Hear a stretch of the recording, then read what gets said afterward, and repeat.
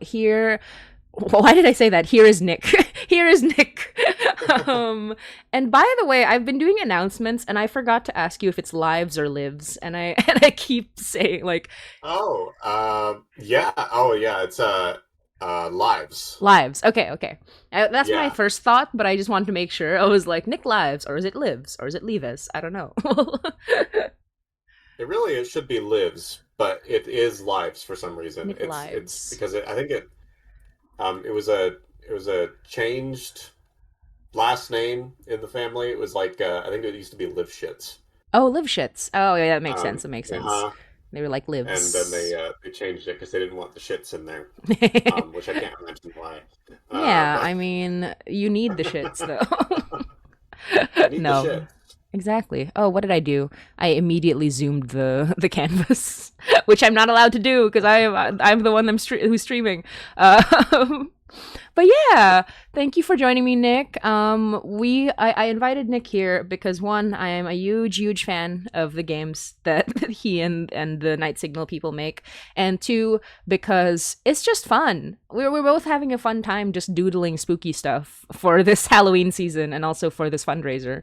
So it's a good time. Oh yeah. We're just here. We're I just having appreciate fun. the invite.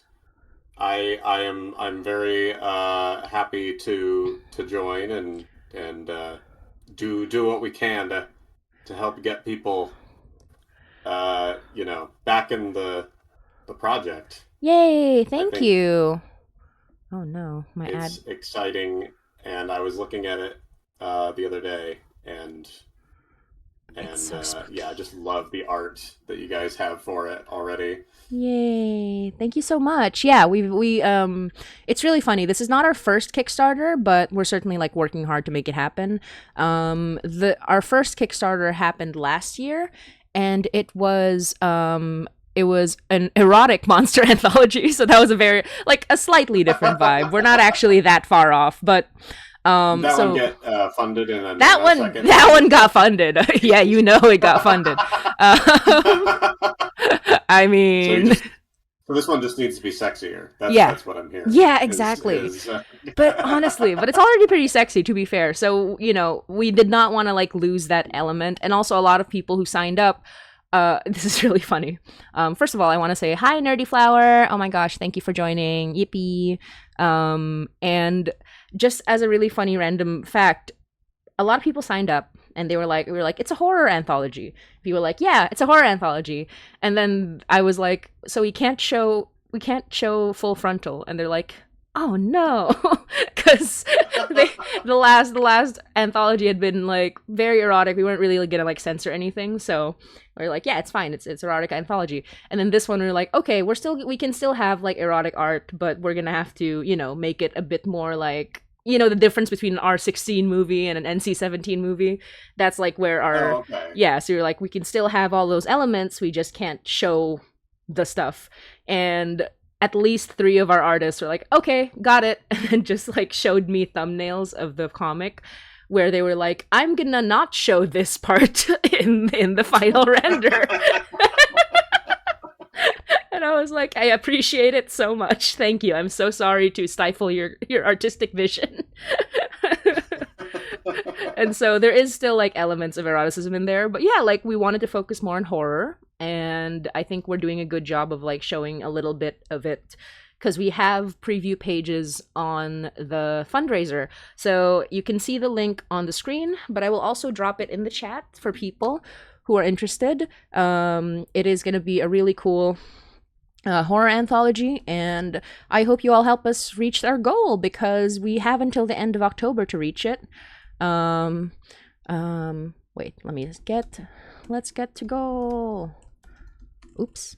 Yeah. So help us get to goal. Tell your friends. Tell people about it. Definitely like support it if you can. And yeah, we're about to do some really fun doodles. So enjoy the stream. And if you're in chat, I will check the chat every so often. And feel free to ask any questions, whether you want to ask questions about horror podcasts or horror indie video games, because Nick here creates some amazing, wonderful video games. So actually, Nick, would you like to tell the audience what you do? Sure, yeah. So I made Home Safety Hotline, which is probably the thing people know us best for. I run an indie studio called Night Signal Entertainment, which focuses on uh, kind of micro horror games. And so right now we're working on a solitaire horror game called Yeah. Forbidden Solitaire Yeah. with a team in the UK that mostly has just made solitaire games for most of their career. So Oh my god. they are the The experts. expert solitaire Uh, people. I can't believe you found the and, solitaire people. oh yeah. Oh, whoops. Um, you could see me rotating the canvas like that. Um, Oh no, no, it's just me. but Only I oh, cannot rotate the canvas. You can do whatever you want. oh, okay. Oh, perfect. Okay. But yes, we've been kind of following their work for some time, and believe it or not, we just worked backwards from the idea of working with this team of solitaire people, um, and said we just should make a horror solitaire game, mostly so that we can make a solitaire game with them, um, and and so that's how we arrived at premise. That's so But awesome.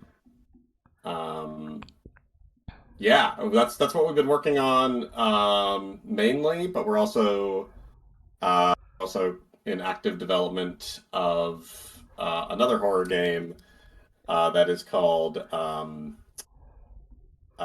Please Insert Disc, Yeah. which is like a haunted PS2 simulator. Yeah.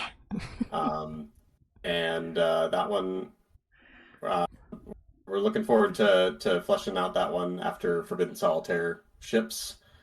Um, Yeah. but they're both very similar in that they are both like games within games, Mhm. uh, which seems to just be an accidental theme of things that we're doing lately. But you know, this is how these things go. I mean, we have an audience of people who are into meta horror, so we're just leaning into it. That Um, yeah. That's yeah, so fun. but but yes, But I've been for Forbidden Solitaire. Lately, I've been working on mostly just doing the art assets for the kind of narrative components of it. So it's like a '90s. Um, I guess I haven't really given the premise of it. I've just said it's a solitaire horror game, I mean but that's it's a a good premise already. Yeah, I that's mean like that's there's not kind of many like, of those, so there you go. It's on the tin. It's like actually it's like our anthology. Like our anthologies are very named like on the nose. It's like Pinoy Monster Horror Anthology. There you go. That's what it is. There are that's Filipinos, as it there's should be. horror anthology. You got it. It's there. Also, I just want to say hi. I like rocks. I like a lot. Welcome to the stream. And yeah, sorry. Go on. I don't want to interrupt you too much. Go ahead. Oh, no, you're good. You're good. I mean, yeah. Anyway, I am. Yeah. So the actual, I guess, long form premise is that it is a 90s CD-ROM that you found at a thrift store, and the game has you playing through this very FMV inspired 90s CD-ROM. And so all of the art I've been doing for it has been very much like inspired by like pre-rendered 3D era stuff. And so it just involves me uh, fiddling around in Unity and trying to make Unity's default 3D look as terrible as possible. Yeah, exactly. Because that's that was the That's look back 90s. then. That's 90s. That's 90s Mm-hmm.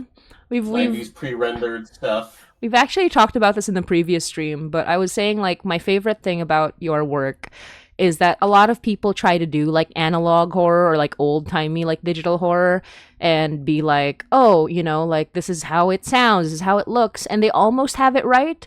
But their one mistake is that they forgot that it was uglier than that. Like it looked worse Yeah, than there's that. It was so much worse. that's kind of the thing I like about a lot of the uh, aesthetics that we've been messing with is most of them are very ugly, and I don't know, it's just really freeing and fun to make ugly art. I don't know why more people don't want to do that part because Yeah. it's very nice to just to look at something and go, well, that looks a bit off, but oh well, it's Cat! fine. It works. Cat! It's gonna fit our needs. Um, it's not a complete cop out, but it does. I think it frees you up for more things. Also, are you seeing my cat enter the Kibby! Here, frame here? let me He actually has do something decided for to pop everybody. up. Kibby! Here, I'm gonna do something important. There we go. Oh, I'm in the frame. Let me take myself out. Kibby! Hello! He's wearing her Halloween sweater right now. Yeah! Oh, he's so festive. Kibby! Hello! He Oh, heard me talking. he said he wanted to join the stream. The stream's been blessed. That's what it is. Okay, let me redo this. But yeah. Yay! Aw, that's awesome. My night is made. I love cat. I'm also very allergic, but I love cat. Yeah, I'm so Oh sorry. Go yeah. on. I did not want like. Oh, I mean, this is important. Whenever Kat enters frame, Yeah, it's so I important. forgot that I had my camera on. To be honest, I don't have it on very often, so That's so I fair. just But that's how we're didn't blessed. realize. See, that's why we have the camera for Kibby. This is for Kitty. It's For for you, Kibby. Bink. It's so people can Yeah, see you. Bink. Yippee. I just like I melt into a nothing creature whenever there's a cat or like a really cute like dog, and I'm just like ah, irritable. No This is more. this is how it goes. They override our brain. Exactly. I'm They just just take freaking. over the "you're so cute." Yeah, I'm just You're happy. so cute. Synapses start firing, and then brain broke. Mm-hmm. Exactly. Exactly. Yeah, But yeah, you were saying like it was freeing. I think also part of the appeal for me, if I want to get a bit philosophical about it, is that sure. it's sort of anti-corporate in a weird way.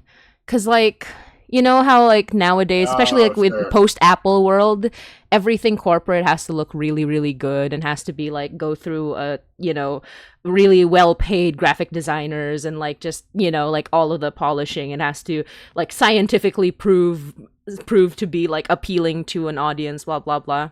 Whereas the 90s were kind of just like, here you go, it is like, and it's Yep. just like, ugh. Like if you look at things from the 90s now, it's like none of it was made to be like appealing, but it was meant to be like, oh, it's so new and so modern, like that's how modernity looks. Yeah. It's very utilitarian, but also in like very appealing in a weird way. And so it just makes our brains feel sort of like, oh yeah, like that's actually what it like that's 90s, that's 2000s. The nostalgia hits real hard when you see how like how Yeah. I get you. unpolished it is. It was a very like experimental era as well. Mhm. So that kind of goes with that, I think, anti-corporate thing you're talking about, where it does feel, yeah, it does feel that way because I think it's like it's a lot of it is like really arty farty Mhm. and I mean that in the I mean that as complimentary. Yeah. Um complimentary Kitty. arty farty. Yeah. Um because I was recently revisiting one of my favorite games from that era, Mm. which is if you haven't heard of it, it's called The Dark Eye. The Dark Eye. Um, Sounds familiar, but and I that's would have to see it. Yeah. it was like a stop motion horror game, point and click game that was a retelling of several Edgar Allan Poe stories. Ooh, okay. Um, and it's really barely a game. Like there's not More like clicky most click. point and click games are at least have like puzzles in them. Mhm. But in this case, it's like literally just find like click enough things and the story will continue. Yeah. Um, and that does kind of feel like a thing in that era, right? Where it's like, well, this isn't a game, it's a CD-ROM. This is a CD-ROM experience. Who Yeah. cares if it has a challenge or not, right? Like it's just like we did a thing. We're telling a story. We put a lot of effort into the assets and how it's made. And they're just like, enjoy it. Like and I don't know, that's kind of neat. Like I think it's that they just sort of, I don't know. It's hard to imagine like the developers of the Dark Eye like uh attending like a GDC talk about game design because obviously that is not their priority. Their priority is we think it's cool that you interact with it, and that's kind of enough for us. Yeah. Like it doesn't need to be, you know, Fancy. I don't know. I Cutting think a edge. game design has gotten a lot like more calcified over the years, Hmm. and it's starting to feel like there's a right way to make a game and there's a wrong way to make a Oh game. yeah, no, The I get right what you way mean. is yeah. It's just kind of there's all these rules now, and the idea of it just being an interactive thing isn't really like enough anymore. It's like what can I do in that interactive space that's more important, and how is it rewarding and how is it engaging, et cetera, et cetera. And in their case, they were just like basically made an interactive short film, Hmm. and that was enough for them. Yeah. Um, And I think like these days we hear about like walking sims, quote unquote, like the games where the mechanics weren't the focus, but like the experience was. And depending on how well they tell the story, it's like either derogatory or just like neutral because sometimes just it's just like a game can just be an experience. Like it can just be a yeah, story. I think a sim, like there's one I'm thinking about right now that it like is basically almost nothing in by way of mechanics, but by way of storytelling it is so engaging and so cool that I think it generally is looked upon with like positivity, and I love it. It's super cool, but I would hardly even like, it's almost not even a game, like it's sort of, it yeah. has less mechanics than a dating sim. You know what I mean? So it's like, What game is this that you're it's talking about? was it no, it was demonology. No, Oh, it's Pathologic no, it's not or pathologic. I'm no? so sorry. It's demonology. I Oh, mentioned okay. it, I or have I not think I heard of this mentioned it one. before. It was DAEMONOLOGIE. It is an indie. I think I mentioned it in our last conversation, or I mentioned Like it in the last somewhere. stream? Yeah, it was Okay, okay. it's basically like the whole thing, and I mean it's not that it's devoid of mechanics, but it's more like, it's very much, there aren't very like the mechanics are very, actually, you know what, it does have enough mechanics that I would say it's not quite that, but the mechanics are only like it's a 30-minute game, like, so the mechanics don't go very far, but it's more of a storytelling experience, and I think that it's amazing as a storytelling experience, even if you could say like the mechanics are kind of just press button, do that. It is what it is. Um, but and there's like there's and the whole point of the game is that there's actually no way to win. So it's like, so it's one of those where it's the mechanics don't even like lead anywhere necessarily, but at the same time the storytelling is so good that it's like you understand why they were doing this, and so it's like you get a really good sense of their thought process, even if as a game it's kind of just, that's what it is, like, oh well, just kind of click Yeah. through, get experience. It's more of an experience than it is a game, but the way where you expect in a game that you can win and then run into one where it's like that's not the point of the game is always like really interesting and fun, especially when the art is this good. It's like, it's called demonology. It's just spooky. It's scary. Highly Okay, recommend. now that I'm looking at it again, I think I do remember you talking about this. Yeah, Yes. it's like 30 minutes. It's like it's 30 minutes of your Extremely. time. It's not nothing crazy, but it's so scary, and it's art. I think it's like genuine. It's really art, and I recommend people buy it because it's very very cheap for the amount of art that they've put into this game. It's so And good. this is the one that was spelled Yeah, daemonology. DAE, Yeah. right? Yep, Demonology, demonology, yes. and it has like That's stop right. motion. It's like it's scary, like it's a genuinely scary experience. And I am remembering now that it had a couple more mechanics that I remembered, but it is like still, it's still, as far as mechanics go, not too challenging. It's really all about like the thought behind it and the art presented, rather than gaming as in mechanically. Yeah. Yeah. That's exactly that. I mean, this is definitely feels like something that would have been born. This is like something with a '90s mentality, if not a visual look to it. Given Yeah. that, Yeah. it's They were it's like just they concerned on about being interesting. Yeah, exactly. They were concerned more about like the experience and the storytelling. Like as far as that goes, it could have also just been a short film, but at the same time, the trying is like what really adds to the experience. So I feel like even if the game is kind of limited gameplay wise, the fact that it is a game really adds to the storytelling. The expectation that you can win, the expectation Yeah. there's a right answer, blah blah blah.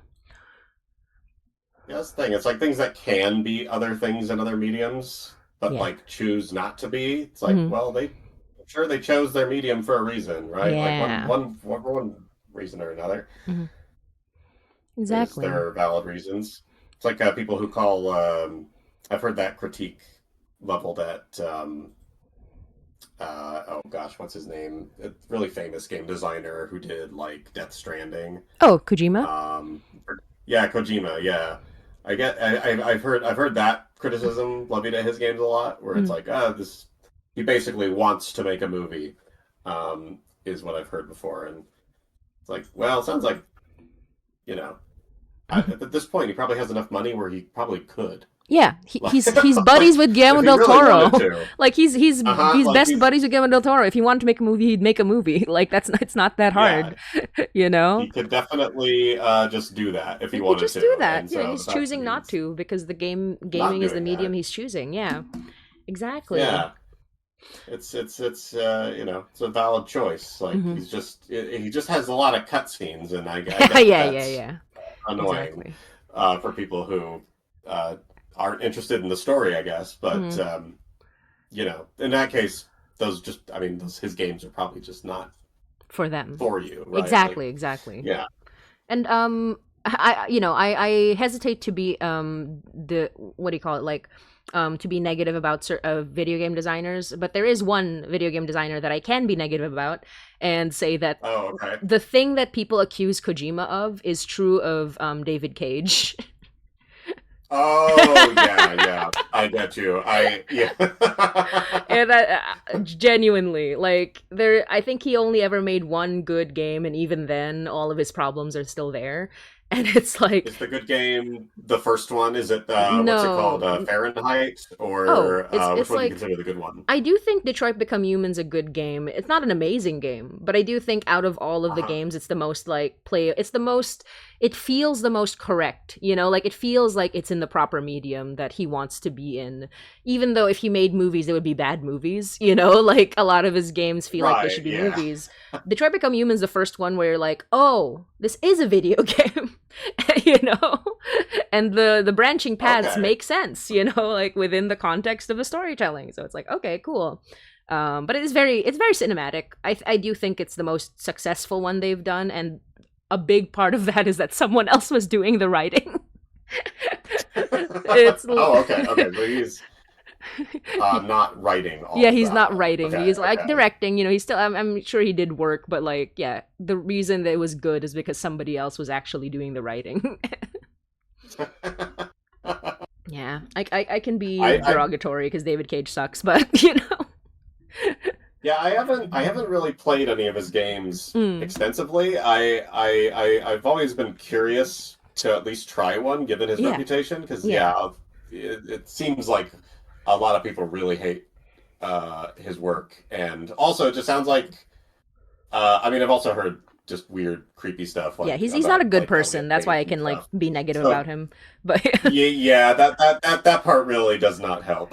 Like, yeah, okay, well, if he's like also a shitbag, then that is that's gonna taint. the Oh experience, yeah, for even if sure. it was, you know, that's one of the reasons I have a hard time. Here's the thing. I'll say this. This is my excuse. One of my excuses for why I really can't get into Stanley Kubrick movies Oh yeah, is fair, fair. uh, I anything I hear about the behind the scenes Mm. definitely taints the experience, Oh yeah. but I can't deny that I was also just bored of his movies before I heard of Yeah. that. That's yeah, So yeah, right? Like it's always like, it's not that I gave up on his movies because he's a bad person, like even though that's a good reason to do it. It's because I already gave up on his movies and he's a bad person. yeah, it's like it didn't give me any motivation to like get over that. Like it's like, Yeah. okay, well, if you're a shitbag, then I don't mean that's a good excuse to just Yeah. not, I don't need Mm. to engage Yeah, like and I don't know if knowing he more was a than I have. shitbag like influenced my feelings or not because I feel like I've liked things by shitbags. It's just that I don't Yeah. like The Shining. Everyone kept calling it an Oh, okay. amazing movie, and I'm like, I don't like it. Like, I just don't think it's that. Like, I see some of the things people like about it, but not other things, and I just don't get the hype. And I don't know if it's just like if that was partly influenced by the like because I already knew he was a bad person by the time I watched it, but also like it's just not for me. And I've certainly watched things where I know the person sucks and I liked it still. So I don't think it's just Yeah. that, but it's like, yeah, I don't like Kubrick's films. They're just not for me. Uh, and Yep. I agree. I same here with The Shining. I'm like, yeah, I get it to a degree. That one I to a get degree, more yeah. just because I've I maybe just because it's more up my alley than some of his other films in Mm, terms of just being like a horror film. But like, I did not like 2001: A Space Odyssey very much. mm, There were moments in it that were interesting, but it felt very like um, indulgent yeah, in how sweet of how slowly it takes things. yeah. But I think that might um, be part of because I remember watching it a long, long time ago, so I don't remember much of it anymore. 2001, but I watched The Shining pretty recently, and from what I can tell, his style of movie making just does not gel with me very much, especially not with like horror or sci-fi, like any genre stuff. But yeah, yeah, from my limited experience, anyway. he's got a very particular style, so I guess I get why if that resonates with you that would like it is a unique style. Like I Yeah. can't deny that, um but yeah, I mean it does make it harder to, you know, get over elements of it I don't like if I also know You that, already don't like it, yeah. you know, And it's yeah. yeah, and It's oh sorry, go on. oh no no no. I was just gonna say I was trying to think if there was an example of the particular shit thing he does where I'm like totally fine with it in Mhm. another movie, but like not fine with it, but like the thing that I frequently hear. I guess I've not like I heard this recently about The Exorcist, Mhm. and it doesn't really make me hate The Exorcist, but I don't like it.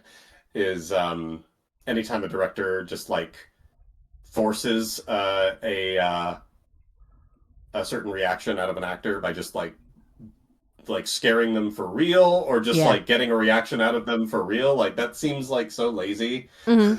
Yeah, yeah, yeah, Like just yeah. inherently. I totally get that. Yeah.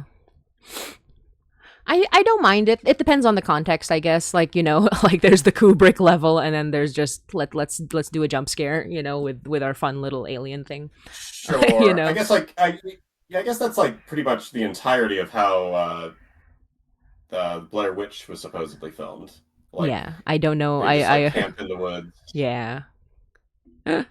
I guess I can believe it cuz Blair Witch doesn't feel very planned, which is I think one of the appeals of the movie. It's another movie Yeah, where I actually like it better than The Shining, but I also was like I think it was hyped up too much for me. But the more I think that back makes on it, sense. the more I appreciate it. It's like the fact that so much of it didn't really follow a structure made it feel more real, and I kind of like the more I think back on it, like I I didn't really love it while I was experiencing it, but I did like it enough. But it was kind of lukewarm on my part. And then the more I think about it, like think back on it, the more I'm like, oh, actually, you know what? I'm I'm becoming even more positive towards it. I don't know. Becoming more of a fan. Mm-hmm. I love when stuff. I love it when that happens. Yeah.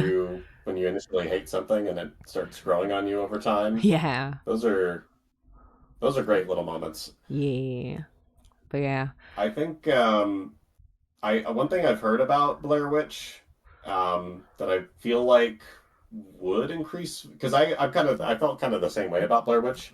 I don't know if I've even fully come around on it. I think I've just accepted that it's also like a I guess like a like it was a very unique movie for its time. Mm-hmm. Um and so I'm kind of like, willing to give it that already, but like it's not like even my favorite found footage film necessarily. Yeah, yeah, yeah. There are many much better ones, But but it's I think something I've heard from the people who sing its praises before is that a lot of it was tied up in the like a lot of the emotion about it is tied up in the fact that it had this like really effective um like marketing campaign that was kind of yeah. like, you know, the first ARG style marketing campaign. Yeah. And I feel like I'm kind of missing out on maybe like because I heard there was like a whole website that was like an in-universe website before it came out. There was a Oh, I'm just gonna inform. I forgot to mention to my wife that I would be on the stream. oh, no worries. And Oh, say hi to her for me. yeah. Because for people who don't know, his wife was one Oh of yeah. the actors of in Home Safety Hotline, or the main one actually.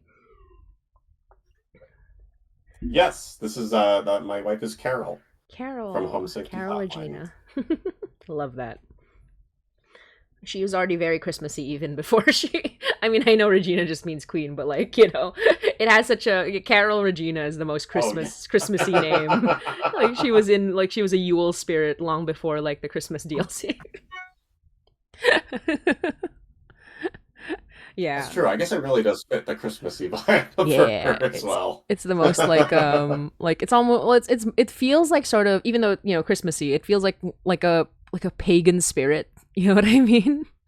A proto Christmas pagan spirit, like though just the name that you chose, Carol Regina.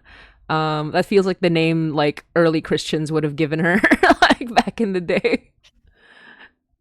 'Cause- That's my lore. I'm just making up lore for Home I Safety. like that. I like that. Yeah. I mean, I it definitely was just like we're trying to. I think we use the classic writer idea bucket, which is Google Translate Latin. Yeah, Um, exactly.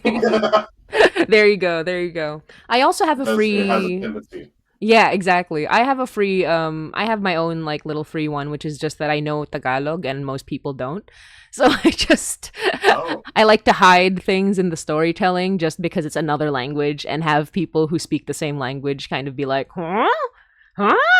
and then they get it. Yeah, that's even Yeah. better. I mean, like, well, in this case, you actually, I assume, speak the language, so then Yeah. it's it has the the possibility of it actually being accurate is, you know, Well, vastly increased that's over Google true. Translate. That's very true, but also I did accidentally do wrong Latin early in the show, and I had to have it corrected by a Oh, Latin specialist, and I was just like, ah! And I just sort of retconned it in the show, or not retcon, but like I explained it by like this college student who was researching them got the wrong Latin, and was like, oh, their name was actually this and not that.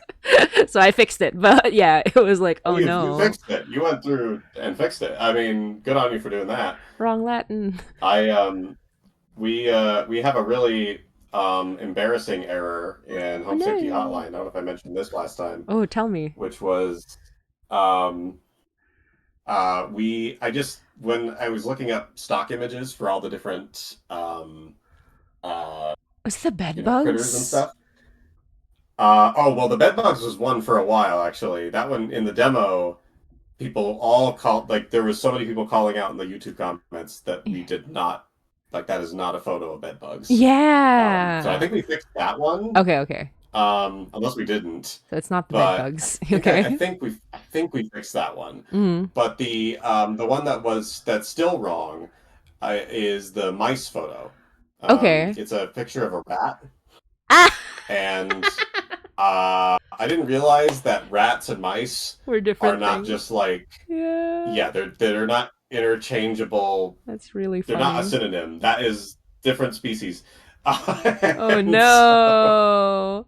and so now that's just and because it's also, I think that photo made it into like the analog horror style videos in the game, and like across different parts of the It's just game. It's there now just now like forever. I'm just married to it now. Yeah. So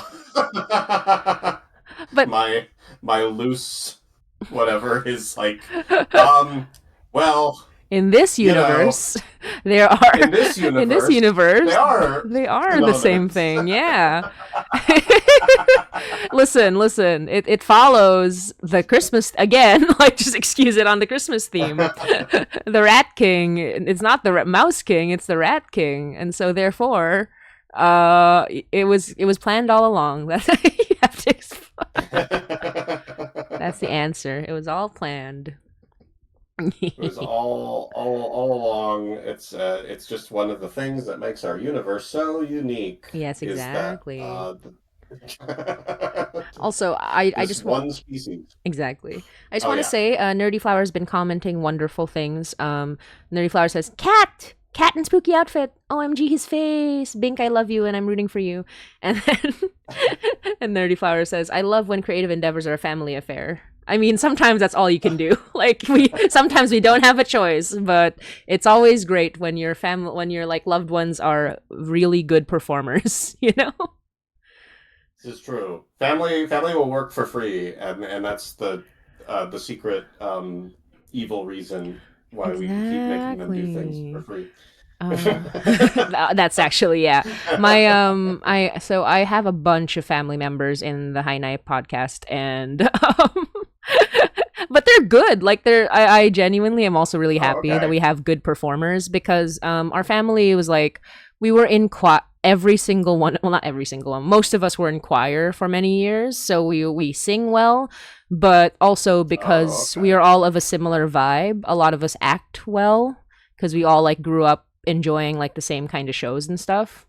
So, and you know, when you sing well, obviously in like high school and college, you will be part of like performing groups, you know. So you'll Yeah, have been yeah. in plays and stuff. So, and I have been in comparatively fewer plays than my younger sibling, who is, an incredible theater. Um, how do I describe what they do? It's like they do theater. They run theater activities, and they are part of a band. So they are a very good performer and a professional performer. And then I have another sibling who just so happens to really love, even though he'd never had any formal training with it, just really love acting and playing some characters. And they play some major characters in the show. So that's been super fun. That's great. Yeah. Oh, and Yeah, my that's always fun. yeah, and my soon to be brother-in-law, because he's marrying my brother in July. Yippee! My soon to be brother-in-law is also in the show because he was the only British person I could get at the time. I am now acquainted with more British people, so it's easier now. But back in the day, it was rough. I didn't know any British people, so I was like, I had to ask my brother's fiance, be like, "Help me, Tom, help me." And he was delighted. Did He you have was, what's that? I was gonna say, did you ever have anyone in the interim? Just have people do just a bad British accent? Was anyone Ah, volunteering themselves I in did that the on bad that front? British accent. I was the terror. I did it. It was bad. Uh, it was probably it was quite bad. But I did go on to make improvements in which I play another character who is kinda Irish And I was told by people who have Irish friends, are Irish, blah blah blah blah, that it was inoffensive. Yippee! That's all you can ask for. It wasn't good, but it wasn't bad. And I'm like, oh, Inoffensive. that's what you That need. works. Yeah, genuinely. I'm like, as somebody who is not Irish and has no Irish anything, inoffensive was what I was like hoping for. So thank the Lord. Kibi. Irish is I anytime I've tried to do a Scottish accent, it always instantly turns So Irish, that's how you do and it. It's a trick. it's such a subtle difference between the two that my brain refuses to latch onto. Yeah. But we've Courtney does an okay, my wife does an okay British accent. Mm-hmm. So I did have her do a British accent for I think the trailer for Forbidden Solitaire. Ooh, fun. And the British developers who made solitaire games, Mm-hmm. uh, they didn't say anything. Oh, that's So good. I took that as I Yeah. took that It's as like it was I guess it's inoffensive. fine then. I Yay! guess it was inoffensive. That's what we Inoffensive enough want. to not mention it. Yeah, exactly. But or Chibi. they were polite and didn't mention it. Yeah, Also, either way. yeah. I mean, no, because if it was offensive, they would have said something. I'm sure. So it was inoffensive Totally. at worst, which is always what you want. Um, This is what we strive for. yeah, and I'm pretending that I am like fully 100% like focused and not just staring at your cat. You know, you notice I've stopped drawing. She 'Cause is very she's so like sweet. anytime I start talking, see, I've been working in the office all day, and yet it's only this moment where she demands It's attention so to fun. start talking. It's she knows it's stream time. So that means you have to come and get attention, huh? Yeah. Yeah. It's okay. You will Yeah. have attention on the stream. Okay, I'm gonna ask. I mean, actually, I'll ask you now, and you can say no if you want. But would you send me like a picture of her in that jumper and or like in that sweater, and just I'll make that the Sure. thumbnail of the VOD. Absolutely. I can absolutely do that. Hell yeah, She deserves to yippee! be the thumbnail. She Yeah, especially in her sweater. She's so thematic. She's her so. sweater that we were having to that she's torn to shreds Oh, already. oh, I It love it. happens. I love it. She's so cute. It Okay, I'll go. does. It has a.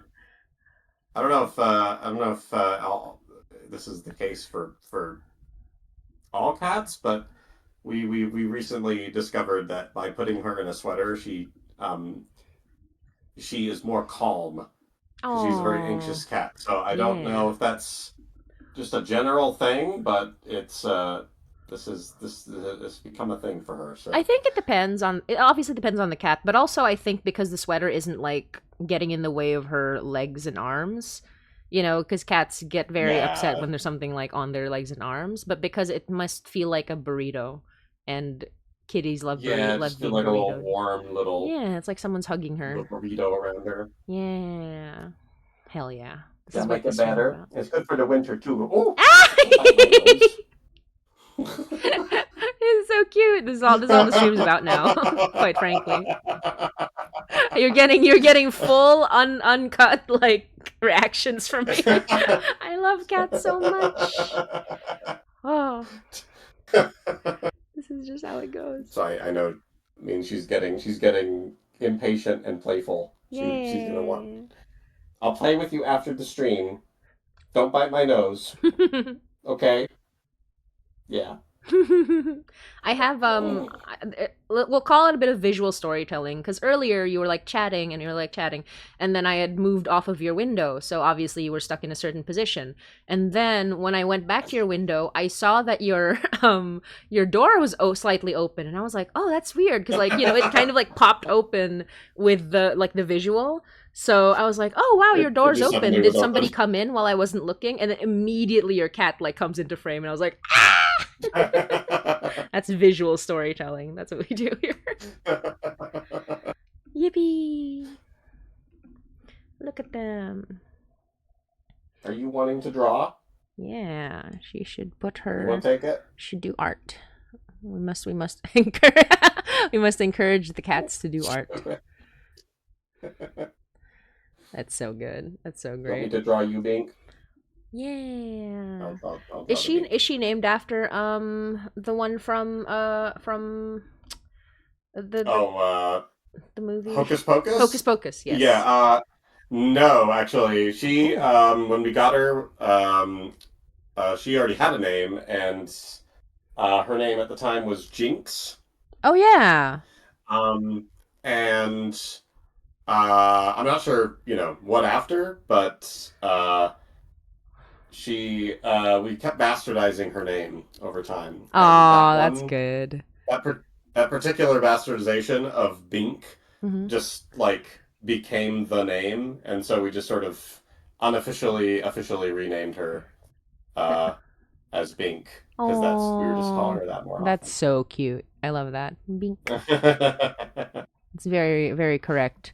I used to babysit a cat for a former roommate, and I had her for like 3 months, I think, or just quite a while. And so I loved every second of it, except for the fact that I had to take antihistamines every single day, which Oh, was not great on my pocket, but it was just oh yeah. So you're allergic then, yeah, I'm very allergic. or I did I oh, that's unfortunate. yeah, I did a an allergy test because I knew I was allergic to like dust and stuff, right? But I did an Uh-huh. allergy test, and my allergy test, like that thing where they poke your arm to see which one like reacts. I don't know if you've ever seen an allergy test, but No, I don't think I haven't done one. I should though. yeah, yeah. So like they Yeah. have these little they look like needles, but they don't actually like break skin. They kind of just, sort of like break the top layer so that they can introduce some allergens. So it's like they kind of just looks like little needles and basically they like press it against your skin. It doesn't break skin, but it does like sort of like when you tap a needle and it kind of goes in but doesn't really. It doesn't hurt. So that's what they do. They put allergens on the end of every needle tip, and then they mark it and they watch like for 10 minutes what'll happen. And so you see like this a bunch of like little dots on your arm, and then one of those dots Oh. gets really really red, and the rest of them don't react at all. And that's what And happened. does it hurt? Like, No, it doesn't hurt. does it? I mean, it's no. not Okay. not even like it's not even I say they're needles, not even needles. It's almost like the tip of a Yeah. nail where it's like it's not gonna break your skin unless you press really hard. It's really just to I guess like just irritate the top layer enough so that the allergen gets introduced. You know what I mean? So it doesn't hurt at Oh, all. okay. Like it doesn't even feel like a prick. But yeah, basically after a little while I had 3 spots where I had little red dots, and the lightest one was dust, which shocked me because I thought I had a full dust allergy, but like I was reactive to dust, but not like it wasn't I was not the most allergic to dust. The second lightest was dog, dog hair. So it means Okay. I'm lightly allergic to dog. And then I just had this massive red blots like thing for cat, and I was like, "Dang it." I No. So, and I guess it's had better to know yeah, for exactly. sure, but yeah. Exactly. But I love cats so much. And this cat like would lie on my stomach whenever I would lie down for a second and I couldn't move. He's super cute. I love it. It was a good I cat. do know sometimes it's just worth it, to I Mhm. guess Yeah, exactly. I love that cat very much, to but deal with whatever's going on. mhm. Although unfortunately, my roommate once was asking me like, "Would you like to adopt her cuz I'm going to leave the country." Or she didn't say what she was doing, but I was like, "No, unfortunately, I don't have the ability to sort of like, because I don't have the ability Yeah. to deal with the allergies and everything." And then I found out she left the country, and I was like, wait, what happened to the cat? No, where'd Oh. you leave her? But I refused, so I can't like, I lost my chance or whatever. But either she left her with a friend or she left her at a shelter. But either way, I'm like, I did not know that that was why she was asking. And I was just like, damn it. If I had known, I probably would have taken her on. And you might have taken her. Okay. Yeah. But I did not know. I thought she was just asking because she was tired of taking care of her. And I was like, girl, Oh, sure. that's your Yeah. cat. But yeah. if I had known that it was because she had to leave the country, I was like, uh, yeah, because it was a really sweet cat. But no use like sort of dwelling on it. Maybe she went to a really happy, a really nice family that deserves her. Yeah, hopefully that's Hmm. yeah, a some kind of humane society situation Yeah, or just a friend, reopening that's she's used to and or a something. friend. Yeah, but yeah, definitely very like I still have hair in my like deeper closets from that cat, so it's like that's for my health. It's just it just doesn't work out, but yeah. Kibbies. Oh yeah, that's a shame. Yeah. I love how off topic we've gotten. Oh yeah, I mean, Because this is cat. how this is the cat, Hmm. the nature of conversation and all that. Exactly. No, it's been super fun though. Let That's me check fine. the stream just in case, and I want to make sure that I haven't like stuck you in a position. Just more kibby talk. Hooray! But yeah, I just want to like, I guess like ask, how has the cause who is the biggest person who played? Cause a lot of big people played Home Safety Hotline. Like that's not how I discovered it, but I did Yeah, notice that like a lot of big name like YouTubers played it. So who was the biggest one? Was it Markiplier? Like I don't was it like I think Markiplier was the biggest one. Mhm. But then for some reason, I think the second like most viewed video is Manly Badass Heroes. Yeah, Manly Badass Hero. Um, Yeah. and I don't think all of his videos usually get like views of that. Like I think like because it competes with like the Markiplier video, Yeah. and I'm not sure why. Like that one really took off for whatever reason. Yeah. So he's yeah but yeah him and Markiplier I guess were the biggest ones. Um, That and that's super cool. yeah, yeah, Yeah, yeah. and It's always a cool thing. It's also always very. I think I have mixed feelings about it because the thing is, I think what it is anytime whenever it comes time to send out press emails, yeah. it is like the most stressful thing ever because I'm just so paranoid that I am just going to offend someone like Uh-huh. in a way that where they'll be like, oh, I don't want to play this because it's hard to it's I think it's hard to like I think when people like when their coverage like basically makes or breaks your game's like sales, Mhm. it's hard to um I don't know if this is a weird subject, but I think it's just I think what it is it's it's hard to not let that kind of like power dynamic affect the way that you like interact with them and write emails to them and stuff like that. Oh yeah, no for Like sure. and I don't think it's not like something they asked for. Like Yeah, it yeah. just It it just just is the is. market. Yeah. It's just what it is. And so it does make that very hard. I was a little more encouraged actually this time around emailing people for Forbidden Solitaire's demo. Mhm. Um, just because the people what will often happen is usually people just won't write back.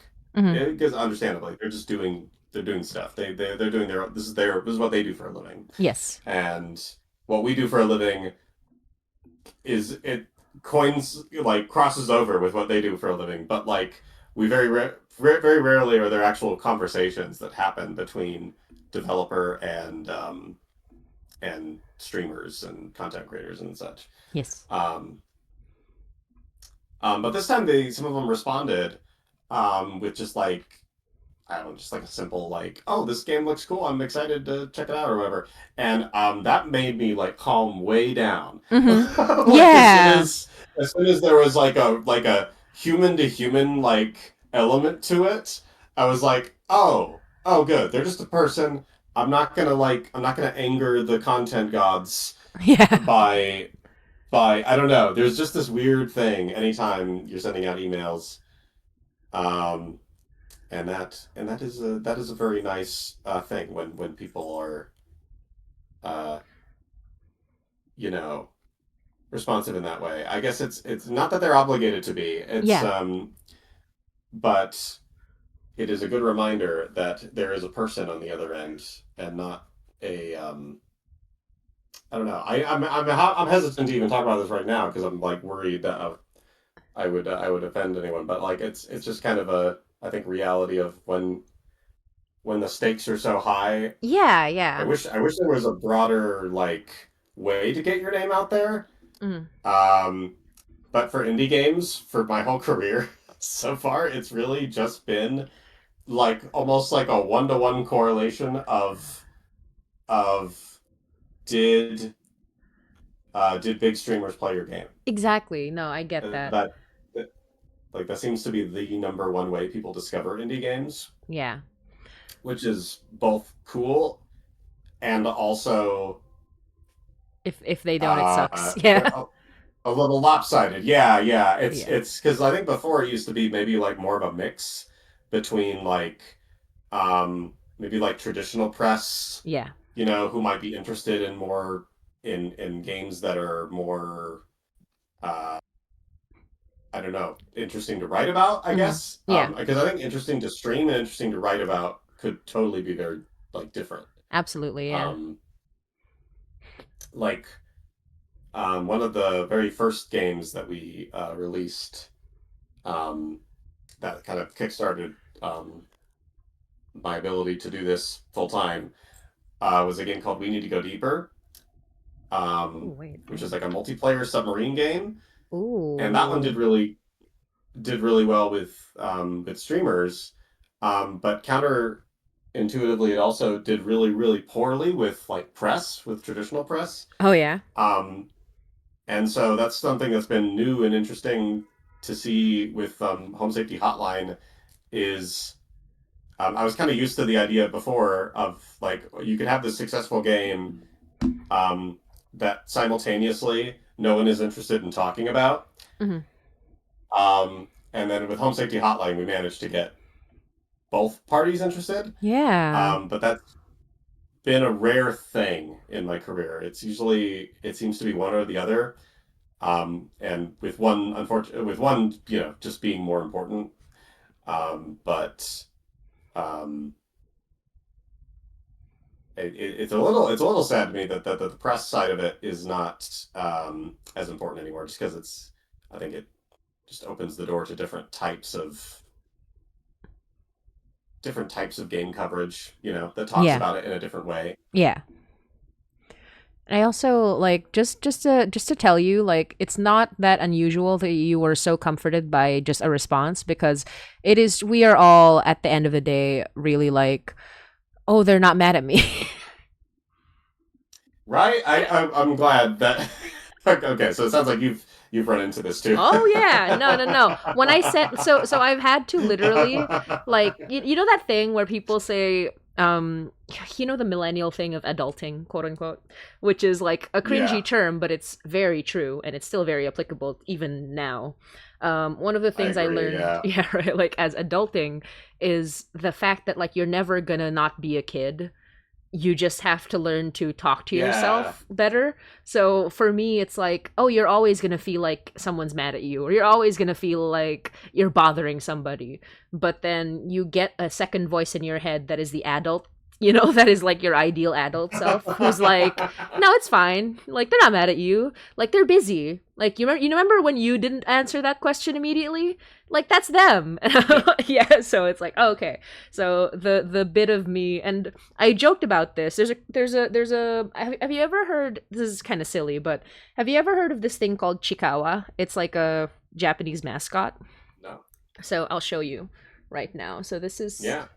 it's so stupid, but here. This is Chikawa. I don't know if I'm showing this properly on the stream, but let me show it, I guess. So this is like the Chikawa. Oops. That's what a Chikawa is, if you can see it. It's like this little white Oh, hamster guy. oh, okay. Hamster Oh, looking, okay, yeah. okay. I don't know if you've seen it around because it's pretty popular. Like as far as it's like very Sanrio esque. Here's another one. Funnily enough, I think my main interaction with those has been through your gifts on Yes, Blue Sky. exactly. No, for real, for So real. I recognize them from you. Yeah, exactly. So the reason I bring it up is because Chikawa is like one of the biggest, like at this point, one of the biggest things in Japan right now. But the reason Oh, okay. that the reason it resonates with a lot of people is that Chikawa is like this just full of anxiety.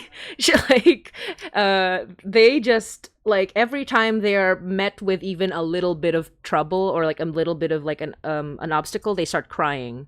But so it's like whenever like and the way that they were introduced into the world was the creator Nagano or Nagano, a very famous like mascot creator, like a very famous artist in Japan. They were like, um, I want to be this, and then they just drew Chikawa. I want to like whenever something bad happens, I just want to lay down and cry. I want to if like and it was like, I want to eat big cream puff, and if I get dirty, I want someone to clean me and then put me in bed so I can dream about big cream puff. And I'm like, why is this so relatable? And they were like, if I go out to get groceries, I want a funny little car to bring me home, and then I want a giant hand to pick me up and put me like and help me with my groceries. I'm just like, this is so weirdly psychological, and like it's almost, you know, that feeling that you have when you're an adult and things are overwhelming and you're like, I wanna cry, I wanna give up, I wanna lay down on the floor and just, you know, not do anything. And that's the whole concept of Chikoa is that no matter how hard they cry, they still like do the thing. You know, like they're still able to do the thing. But that's their like that's how they feel internally, which is that every time something troubles them, they're just like, ah, like they're just like, no. And so I just bring it up because it reminds me of that, like, you know, when people are like, I don't know why I feel like this. I don't know why I feel like this. And I'm like, it's because we are all that. We are all this like this little guy feeling like I don't want to do this. I don't want to do any of this, but you do it anyway because you're a functioning adult. And you're like and you can have that adorable like anxious thing inside you. It's just that, you know, but this if this anxious thing can overcome obstacles, then you can too. And that's why that's why this little I call it a fuck ass hamster, but like this little fuck ass hamster is so popular in this day and age is because everyone is just feeling constant anxiety and constant overwhelm, and then are like, it's so like, and this thing is telling them it's okay to feel that way because you can do it because they can do it. I have Oh, just that's great. yeah, I've just brought you into I my thought process. I can't say I disagree. I love the with the at the I mean right at the start even when you said that you know the idea of like we're all just children still like in Mm-hmm. our heads. Yeah. That I feel that enormously because I was literally just thinking about that the other day of like of like you know when am I supposed to feel like an adult because I don't know when that's supposed to hit me. Um, Exactly. No. just Unfortunately, all of our kind of milestones have been taken away from us. And it's kind of just like, no, you're never going to feel like an adult. You're just going to have to accept that this is how it is. But just true. I guess yeah, I guess there used to be external things that were kind of yeah the milestones as you yeah as you say that but yeah most of us don't have those so yeah, exactly, exactly. Like like for example, you've gotten married, so you've done one milestone, but then at the same time, you like I assume we are all in the same position of like, do we have a permanent house that we own? I don't know. Like some of us do, but not everyone does. And like, do we feel like our income will like last us to the retirement?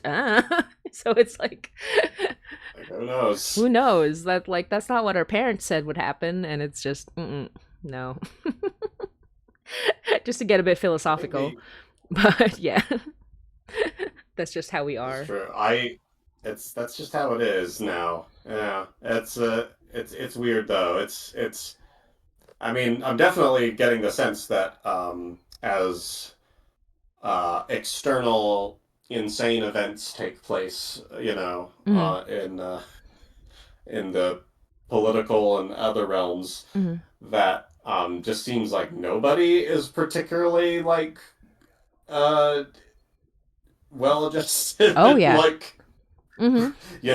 Oh yeah. an adult in the broad sense of what that word means to us as like a responsible person who Knows what to do. maybe has some kind of worldliness about them that we can trust, that others can trust. Yeah. Like it just feels like the world is run by children, Mm-hmm. um, and particularly at the moment, it feels like the world is run by school bullies, Yeah. who like Exactly correct. maybe have bigger, fancier words for what kind of bully they are, but are just like as petty and childish as those are. I think that part's been surprising about the whole. Um, I don't know, seeing not. I'm not. I mean, maybe I could also. I'm backing out right now already because I'm like, I don't know if we want to make this a discuss fascism stream, but I always discuss fascism. It's always a discuss fascism stream, so whatever you want. is But it yeah, okay? that's kind of like one of the themes of High Nai. So I am. I'm conscious that that's like all that people are talking about, that's true. like If people don't want to, like, so yeah, much of the time. So I fair. understand that that's like a yeah, That's also fair. Let me look at the n- chat real quick. not yeah. Yeah. Ooh, some chat people said, Elizabeth's here. Yay. Hi, Elizabeth. We have Kibby sometimes, so be excited. And also, I like Rock said, I finally hit some adult milestones and it still feels like I'm cosplaying as an adult. That's the trick. You will hit adult milestones and it'll still feel like you're not an adult. And then Elizabeth says, Baby Mary. Yes, it's Baby Mary. It's so funny. Like, for most of us, you will feel like an adult in some ways, but not others. And nobody will ever feel like a full adult until presumably they are in their like 60s or something. I don't know. Like, and even then, who knows? Right. Maybe they're pretending. Yeah. But yeah, for example, like when I tell people I have a decent, like, even though obviously I had to deal with like unemployment for 2 years and it was just kind of a bummer. But on the bright Mhm. side, when I dealt with my unemployment, I had saved up like a lot of money because I became very, pun intended, invested in my future. And so I started investing in as much as I could. Like, even if it was Oh, all okay. basic stuff, like, just, babies first investing. But I got really into like researching how to invest, how to, like, save up, blah blah blah, things, all the financial literacy stuff. And when I became unemployed, I had saved up way more money than I ever would have. So I felt like, wow, I feel like an adult there. But then in other Right. cases, I'm just like, I'm going to send this email and hope they don't hate me. So it's like, it is very conditional. Like, if the feeling of being an adult is very, very dependent on the context of where you are, of what's happening. Yes, I suppose that's true. There was, a better and a different aspect of it, but Yeah, it's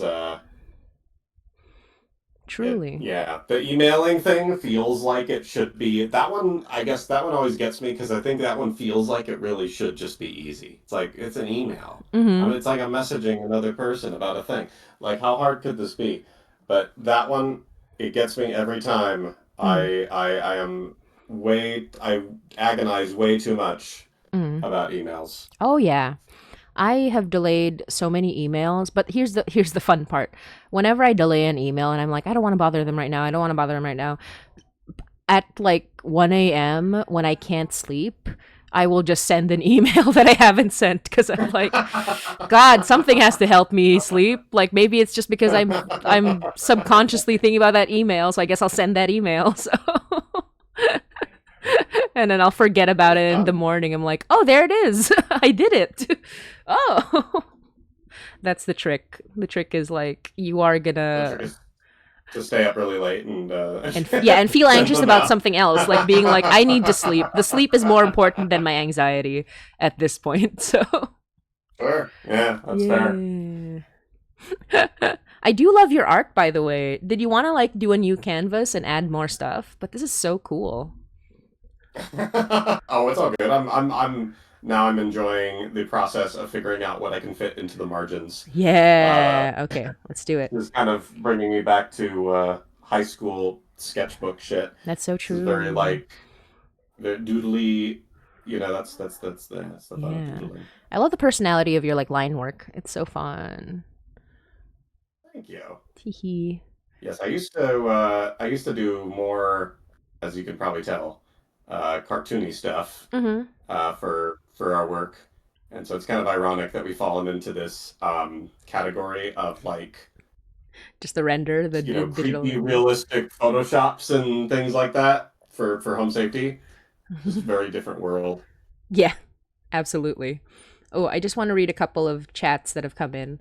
I Like Rock said, nobody told me that I would not feel like an adult, but also feel old and that my body's betraying me. Feels like I got scammed. I'm like, that's true. That's also true. The one way that I feel old is just my body. and and Elizabeth says, I love teaching my kindergartners and first graders because not feeling like an adult is a strength, and the kids love it when I roll around on the floor with them. Oh, that's so sweet. Yeah, like being a child educator and like having enough adult in you to be a responsible guardian, but then also just not having to be an adult in like how you interact with the kids. That's awesome. I am not a child educator, but I have just in one family I have six nieces and nephews that I grew up with. So I love interacting with just like I love playing with kids. It's just it it makes me that's the actually, you know what? I think that's part of it. That's when I most feel like an adult. And I feel like a lot of people feel Oh, like an sure. adult when they have kids or when they are in charge of kids and they have to be the one taking doing the caring and they actually care about raising the kid. I think that's probably the biggest milestone to make someone feel like an adult. I guess that one would kind of force you to just like, yeah, Yeah. assume the role, as Hmm. it were. Yeah. It's like it's sort of just being team leader and realizing like, and I mean honestly, like when you have somebody who needs you, I'm sure that like has to remove a lot of your anxiety, like your doubts, because you don't have Yeah, time for doubts. probably. Yeah, that's true. You Yeah. just gotta act more. Yeah, Hmm. Yeah. I. I love the way she just like pet me. She just grabs me like, Please pet me, father.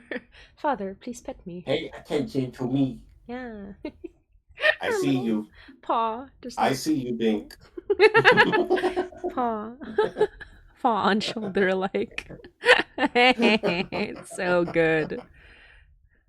It's so Emails are good. scary, but often better than making a phone call. I mean, I do agree with that. Yes, true.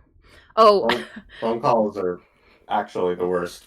although, you know what? I will say that the one scary thing about emails is that when you realize you made a mistake and you already sent the email, ugh, oh boy, it's not a good feeling. Oh, I just, oh yeah. yeah, I just had that feeling recently, but it all turned out okay in the end. But when I sent it, I was like, oh god, oh no, oh, oh shoot, it was a pay I was emailing about a pay dispute, and I was like, Oh. they were like, oh, but this person told me this, and I was like, but that person told me this, and so obviously it's very like blamey of that person. I'm like, oh, but then I sent that person an email being like, did you tell them this? And then after the fact, I realized that the first person had misread my contract and was like, oh, so that person is not at fault at all.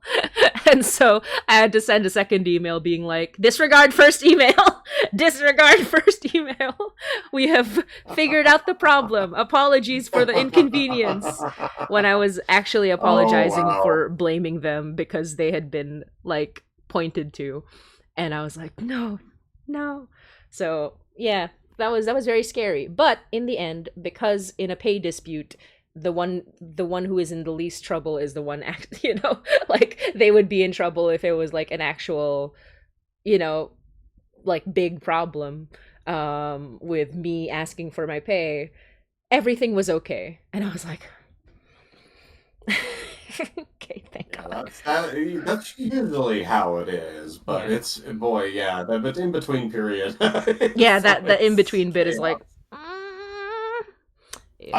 I had one of those recently, um, with uh with a contract, Uh-huh. where we did not communicate. We were signing on behalf of us and another studio, Uh-huh. um, and I had thought that we had already like signed the contract like a month ago. Hmm. And then we got this like email reminder that's like, hey, you didn't sign the contract yet. And I was like, oh shoot, okay, really quick. Here you go, sign, Hmm. sign, send. And then found out that there was a element of the contract that we were meant to negotiate, and we didn't. Ah! Ah! Um, we just kind of signed it because Hmm. I thought we had already jumped through that hoop, but we did Hmm. not. We just and I think was one of the reasons the signing was delayed was we were going to do that, and then by the time this reminder email came You around, I had forgot. forgotten that. Yeah. And so I really quickly sent an email back that just said, "Can I unsign the Yeah. contract?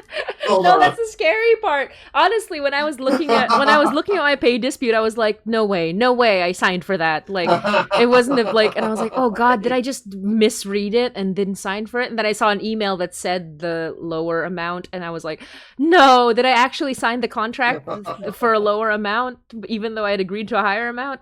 And then I checked the contract, and I was like, no, I was right. I was like, okay, so it was just an error. It was a accounting Error. error. I'm like, okay. So I'm not down like an entire $1 an hour, which adds up when you're doing as much work as I am.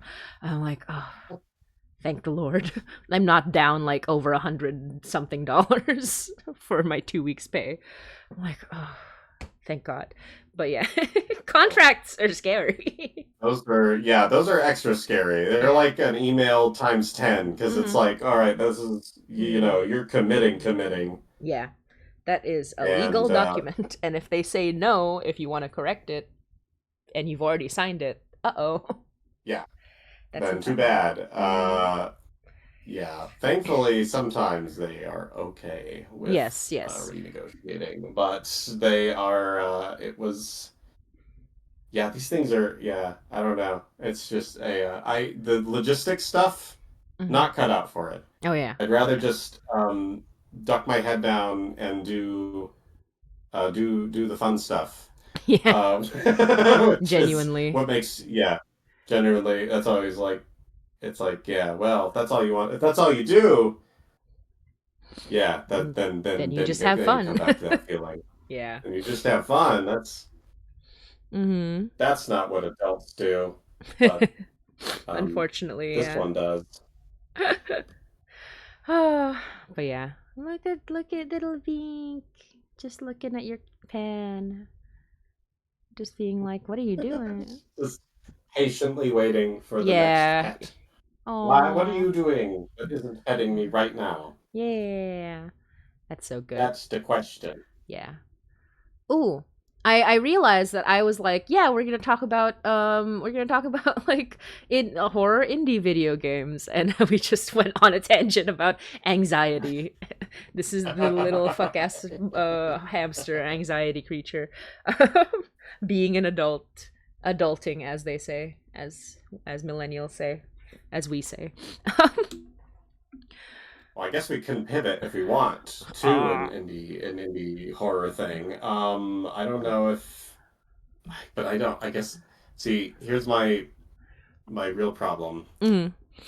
is that I don't think I play um nearly enough indie games. Sometimes I think I should more. I should play them more, but um I think playing games often too often feels like work.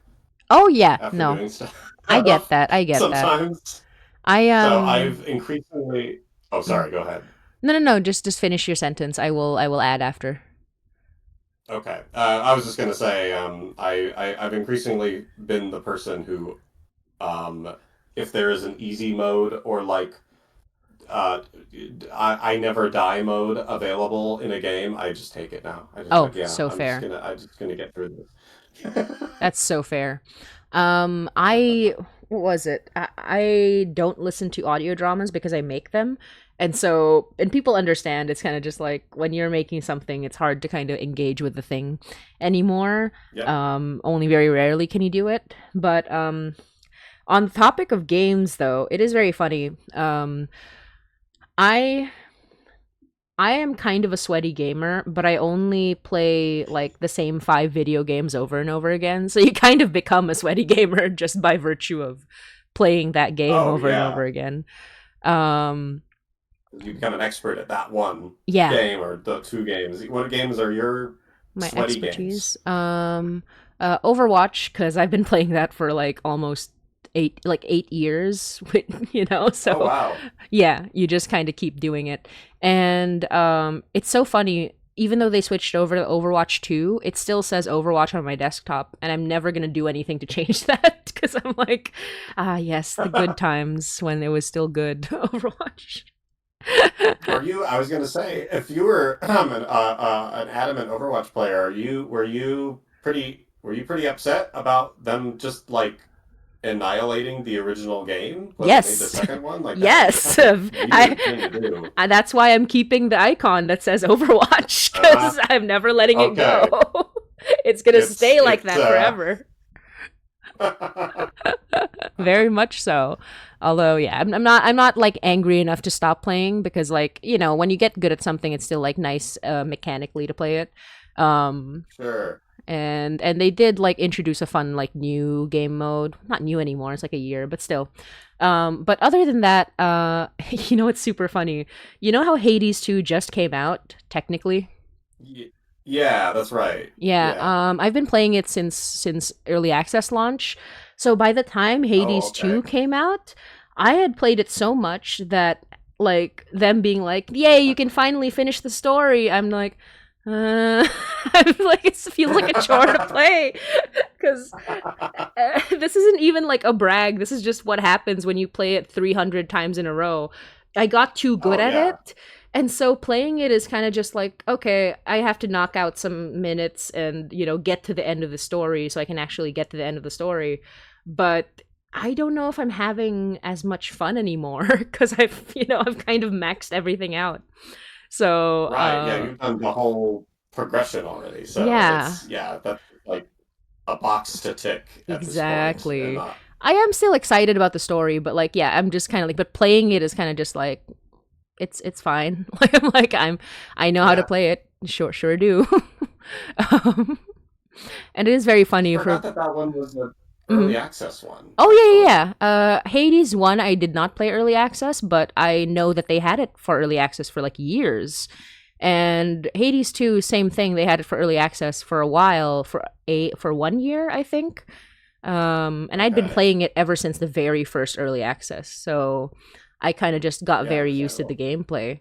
And so now when people are like, doing it for the first time, I'm like that seasoned veteran, like smoking a joint, being like, you're new here, I see. Like, okay. Um, I literally just tell people like, oh yeah, I first tried this boss, that boss, that boss, and they're like, what do you mean you first tried it? I'm like, listen, by the time they released that boss, I had already played it for like 200 times in a row. Like it's kind of that's gonna happen. It's just what happens. It's not even that I'm amazing at video games. It's just that I just keep playing the same video game. That's just what Yeah, happens. yeah. But I yeah. mean, those are the ones where you can actually relax though. Once it becomes Oh like yeah. second nature, Yeah, I no, no, think no. that's when it hits the sweet spot. Yeah. That's true. I have it on like I have it silent. That's part of it as well. Like because with the story, I have to put the sound back on. but I often play it silently and kind of listen to a YouTube video or a podcast or like whatever I can listen to as I'm playing Hades 2. So it is kind of funny to be like, yeah, like everyone else is like, oh, this is so hard because, blah, blah, blah. Meanwhile, I've played it so many times. I'm just like, yeah, no, I'm gonna casually just knock out a game of Hades 2 and then come back later. But even though I'm very good at certain games, I feel like I'm a bad streamer for games because whenever I'm playing the Oh game, I'm yeah, just like, it's a different. Yeah, you don't want to like be talking, yeah, right? I'm But like, yeah, I yeah, just want to when relax a you're playing the bit. game. Yeah, it's just like a relaxing, like quiet time for me. I'm just like, okay, just complete silence, just sitting there playing the game. If I did stream the game, I would have to have somebody else like chatting for me, and I'd just be playing the game. You would just be playing. Yeah, I'd just be like Yeah, speeding through the rounds. that is the issue. It is surprising. It is like if people haven't done it, it is surprisingly hard to keep up interesting conversation while playing a video game, even if Hmm. it's one you played a million times. Like it's definitely its own skill. Yeah. It is like, yeah, it's definitely like people underestimate just how good those people are at like having discussions and having just like conversations with people. I do like the sweet spot of kind of two people, where one is playing and the other one is like having a chat. Because I feel like Yeah. that's where it kind of seems a bit easier to keep up conversation and to like have gameplay at the same time. But yeah, which is why I like Jacob and Julia. I'm just like mention them again.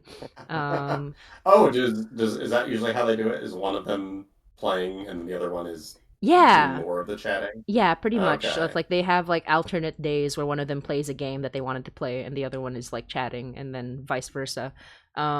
I think for the home safety hotline Julia was playing and then but when they do puzzle games they're both like sort of engaged with the game. So Yeah, I saw in that case they were both pretty chatty, so I guess I hadn't picked up on that dynamic from that particular stream. yeah, yeah. I think they do a good job where they're like both very they can do it on their own if they have to, but I think that kind of adds to the just the vibe. It's a good vibe for like playing video games.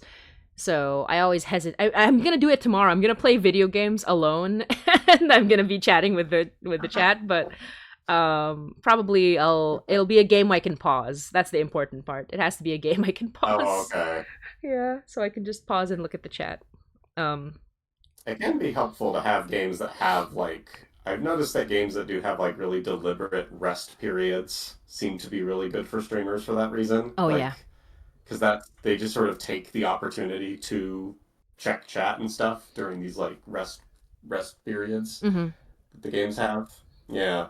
Yeah. Like when they can happen naturally, it's even better. But I guess a pause is also yeah Yeah. a good way to make sure that those happen. One of the most impressive ones is I watch challenge runners and speed runners, and they're particularly impressive. And I guess it's because they stream as a job, but like they're particularly impressive because they can just as they're doing a crazy hard boss fight still respond to chat, and I'm just like, how are you doing that? Like, what do you mean? So Yeah, that I have no idea how they I they guess they just manage have like that. chat running on the side, I guess. It's just that's crazy. That's Uh, the real skill. Um but I want to just read some chats here. My job is 90% email and nothing lays me quite so low as realizing I made a fool of myself via asynchronous communication. Exactly. And Elizabeth says, I do play many hours, take several months off, then play many hours again. Also true. And I love my games I can put on silent and put on a podcast too. Yeah, exactly. it's I love games. I love video games. Oh, but the trick is, I was gonna say when you said like I don't play many video games, my as I said, I get good at very small numbers of games. My trick of knowing why there are so many new releases and seeing all these new releases is that I watch streamers play them.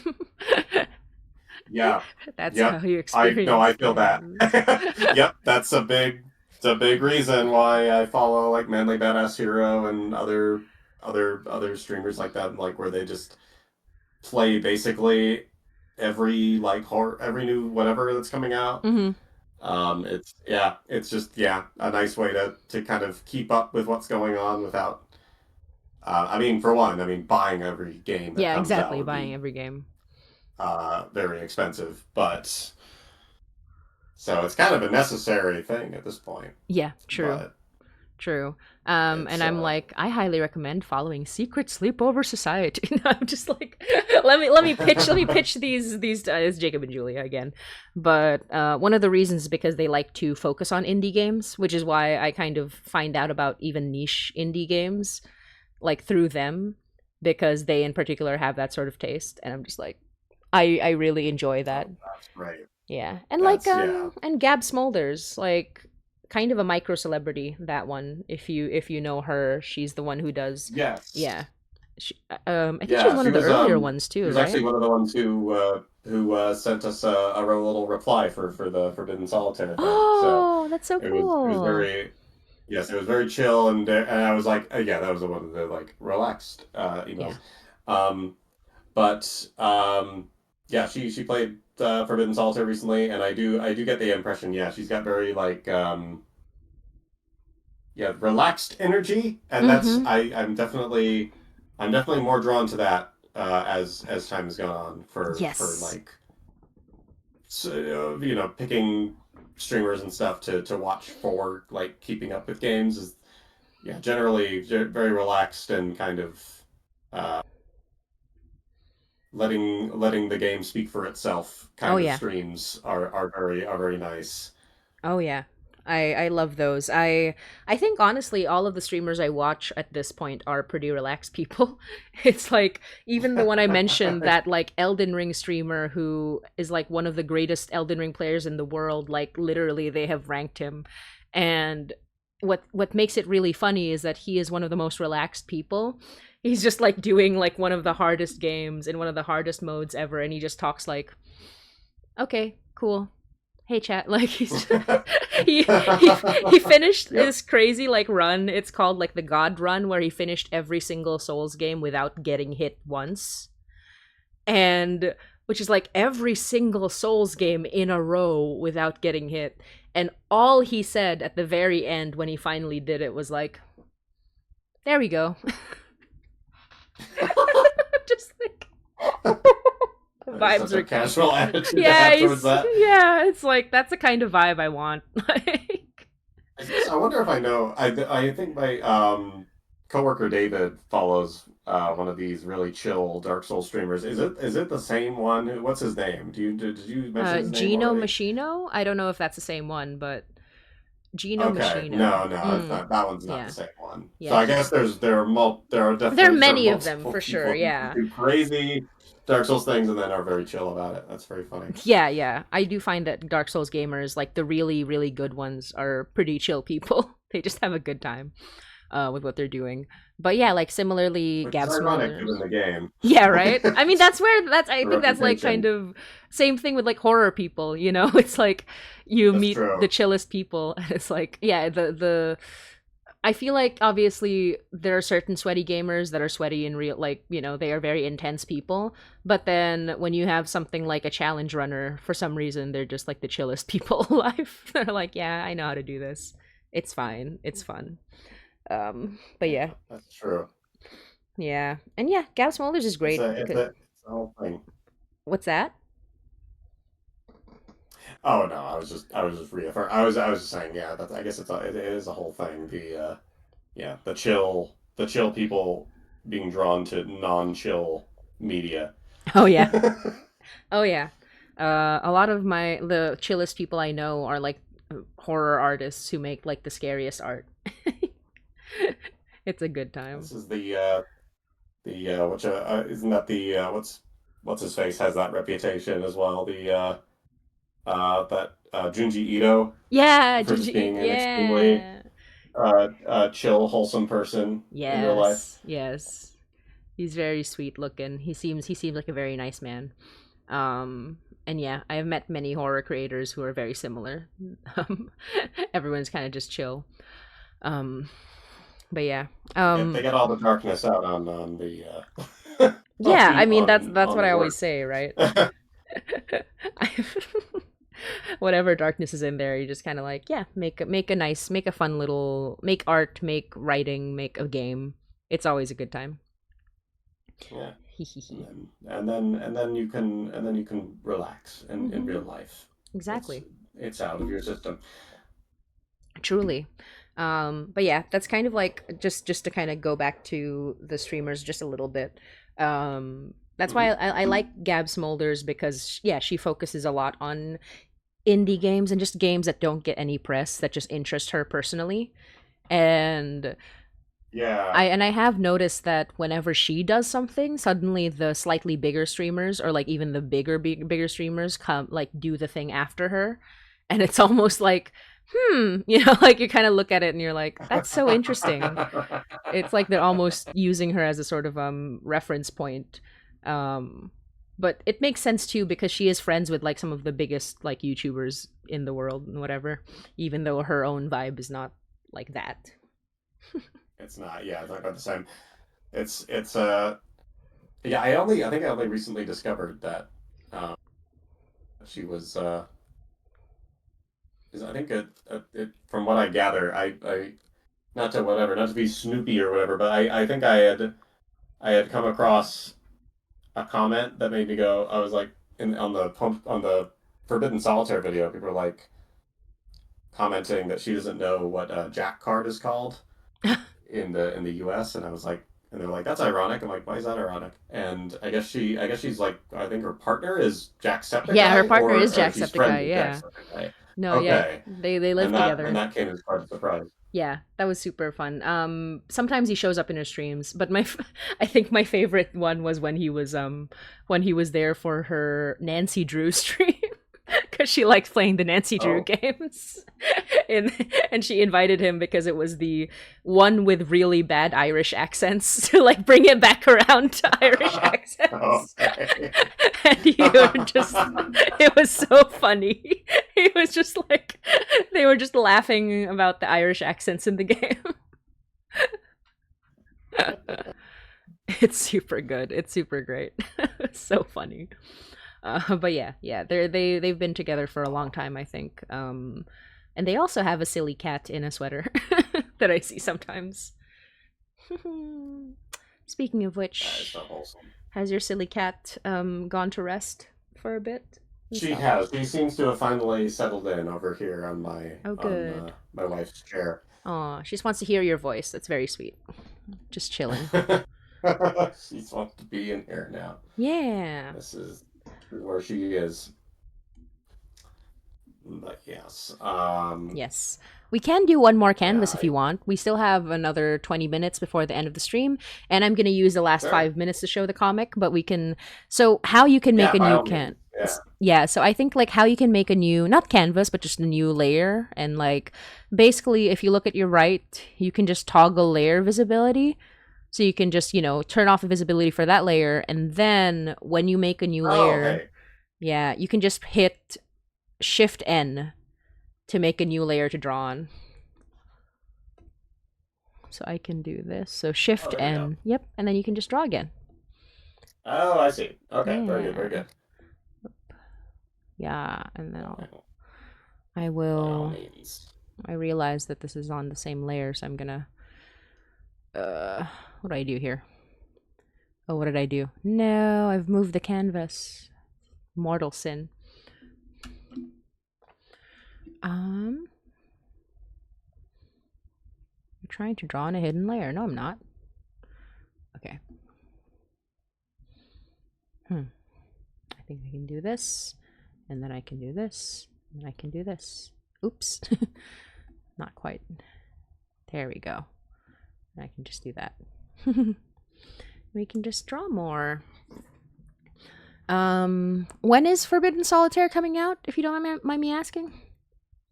Oh yeah, that one is. We don't have an official release date for it just yet, but hopefully we should. we're pretty close. We're maybe like trying to think what I can say. I think we will announce it in the next few months or so. Yay. So that's something to keep an eye out for. Very exciting. But yeah, no official date yet. That's so Uh, fun. but it's we're very much on full steam ahead. So Yeah. it will it will be coming down the pipe relatively relatively shortly. Hell yeah. It's I'll watch out yeah. for it. I will play it on my stream. It'll get a whole 10 views, but it'll still be something. You Yippee! know, it's all helpful. It all adds up, yeah. It all adds up. That's the thing. It's I'm very excited for it. I think ideally, um, if people like it enough, it will allow us to make more things that look like pre-rendered FMVs, Ah, because it turns out that those are really it's just a really fun uh, visual space to play in, oh yeah. and I suspect I will not be done playing in it after the game is over That because I'm having too much fun with that part. is so fun.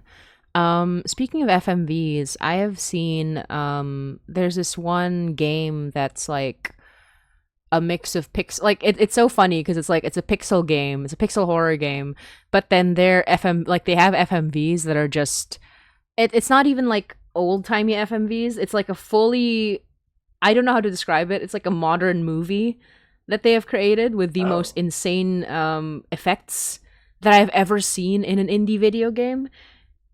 And they have like oh, fully fleshed out like CG monsters, but it's obviously like it's like a semi low to mid budget video game by an indie company, but the monsters look like they have Hollywood money. I'm just like, how did you do that? And whenever that happens and they don't have Hollywood money, it kind of speaks to the skill of the the animators. You know what I mean? oh yeah. Which do you know what game this is? This is What's oh gosh, cuz I'm trying to remember the name, but I remember because I had seen gameplay of it earlier from last year, and then it was also being hyped by the guys from Faith. Who are the guys from Faith? It Oh, was okay. what was their names again? The ones who made Faith.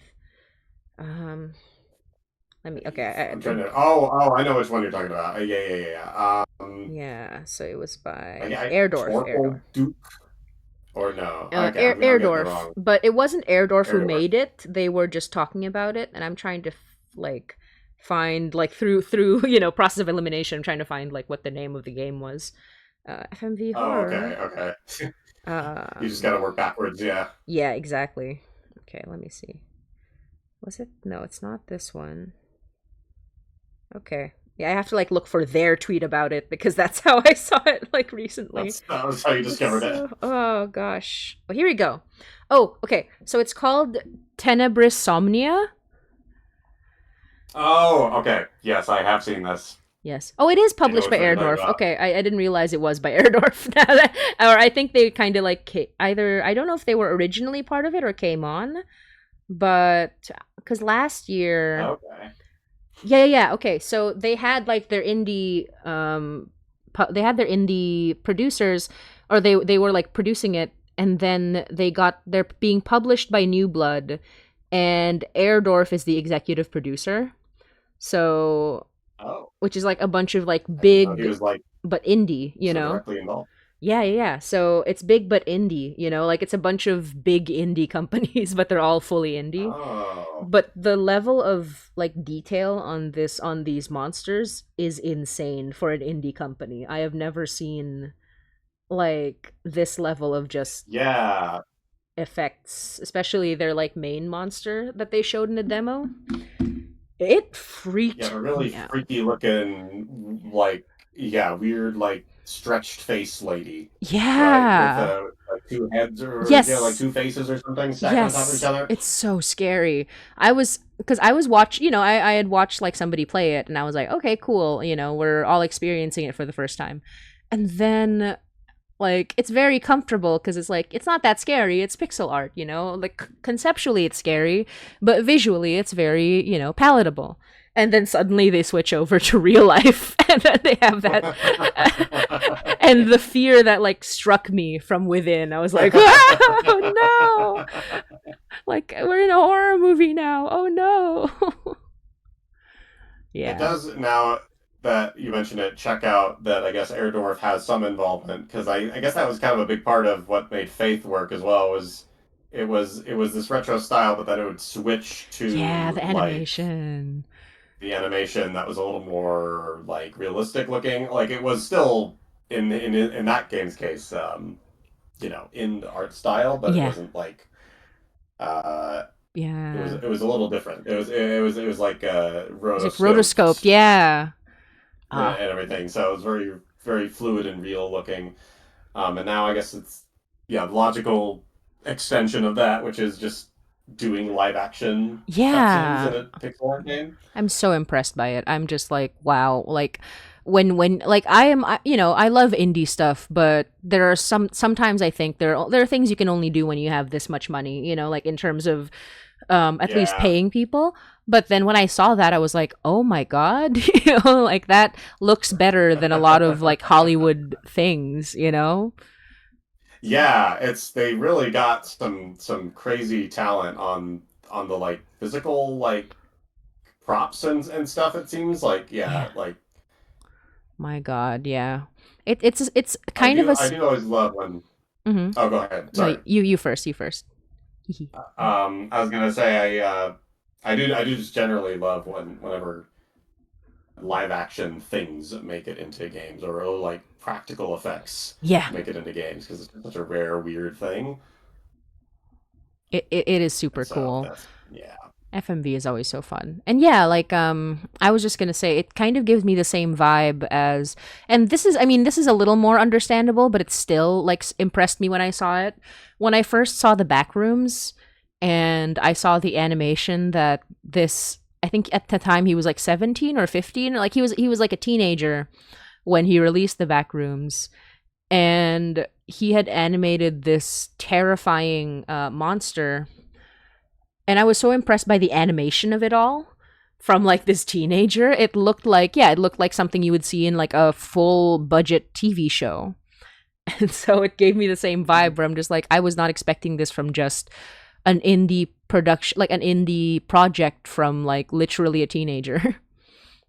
Yeah, yeah. No, that's true. I think that's it does make it even more impressive when it just so happens to be like someone super young or someone or a little studio. Yeah, exactly. When it's like you don't have the resources to have done this, but you did it anyway. It's like it's always so much more impressive that way. Um, but yeah, I did bring up Faith briefly. How do you feel about religious horror? I like religious horror. Hmm. I guess I haven't played Faith to be Oh, honest with that one. I haven't checked that one out yet, but I hear good things. oh yeah, yeah, it's super cool. And I am a big fan of religious horror. I mean, like religious horror in general, but I have a soft spot for Catholic horror. I'm actually doing a I don't know if I've told you this, but like I'm actually doing um a podcast soon. Like we've already recorded the pilot, but we're just gonna try to like prepare everything for a Kickstarter in a few months time. But Oh, okay. yeah, it's a religious horror podcast, limited series, because we got quite an actor for it. I just shot my shot and it worked out, and it's Oh, terrifying but awesome. Um, have you ever played or at least seen clips of Disco Elysium? yeah, I haven't played it, but I yes, I have seen clips and I'm aware of its reputation. Mm-hmm. is Yeah.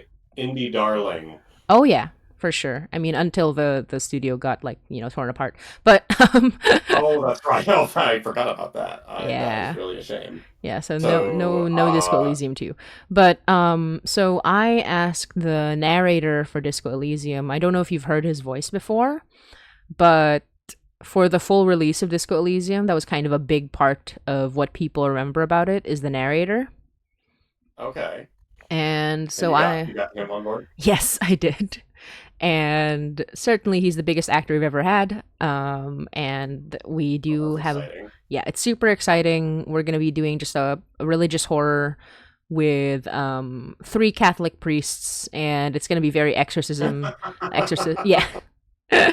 Three Catholic priests. Wait, as in like the real Catholic priests? I was like, for a second, I thought you meant all the voice actors are all Catholic Oh no no no no priests. no! The main These, characters, yes, are Catholic oh, okay, priests. okay. Mm-hmm. So the main characters are three Catholic priests who get stuck in this mansion in the middle of Ontario during a snowstorm, um, with a demon. But the twist is that the demon is Catholic, and so none of the Catholic rites work on this demon, and Oh, so that's the whole. okay. That's I actually really love that Yeah, as a premise. it's like I've introduced these three Catholic priests to a demon, and their Catholicism doesn't work on the demon. So what are they gonna do now? Um, so I'm very excited. And it's really like I'm excited about the cast. I'm That excited is, about the project. It's yeah, gonna be that's great. a, Teehee. yeah, I absolutely love that as a premise. That is very funny. Yeah, I wanted something that like as as a concept like that's what really sells it. The fact that it's like it's like it's very inspired by The Exorcist. So and The Exorcist, the Catholicism worked, and in this one, it's like Yep. no, Your mm-mm. rules don't apply Your here. rules don't apply. Or it's more like your rules do apply, and that's the problem because they're as faithful as you are, that demon. So what are you gonna do about it? Oh, Uh, interesting. yeah, Okay. This is that has a whole you opened up a whole new layer to this that I didn't even know could exist. yeah, it's Okay. super fun, and it wasn't inspired by this, but I found out that it's not even an original idea necessarily. I found out like from a recent. I was listening to somebody talk about the jinn from from like Muslim and Abrahamic and like just the concept of jinn. And I Uh-huh. found out that there was something called the faith the pious jinn or something like that, where it was literally like the jinn are dangerous to humans, so it's like very it's kind of like a problem to they're a problem to humans. But I found out that like even though jinn can be dangerous to humans, there are at least a few, if not all of them, I forgot how it goes, that are faithful to God, like to Allah. And so Oh. the concept is that these very dangerous entities, non-human entities towards humans, are still prayerful. They're still pious. It's just that they don't think that humans are worthy of Allah, and so it's like that's the problem.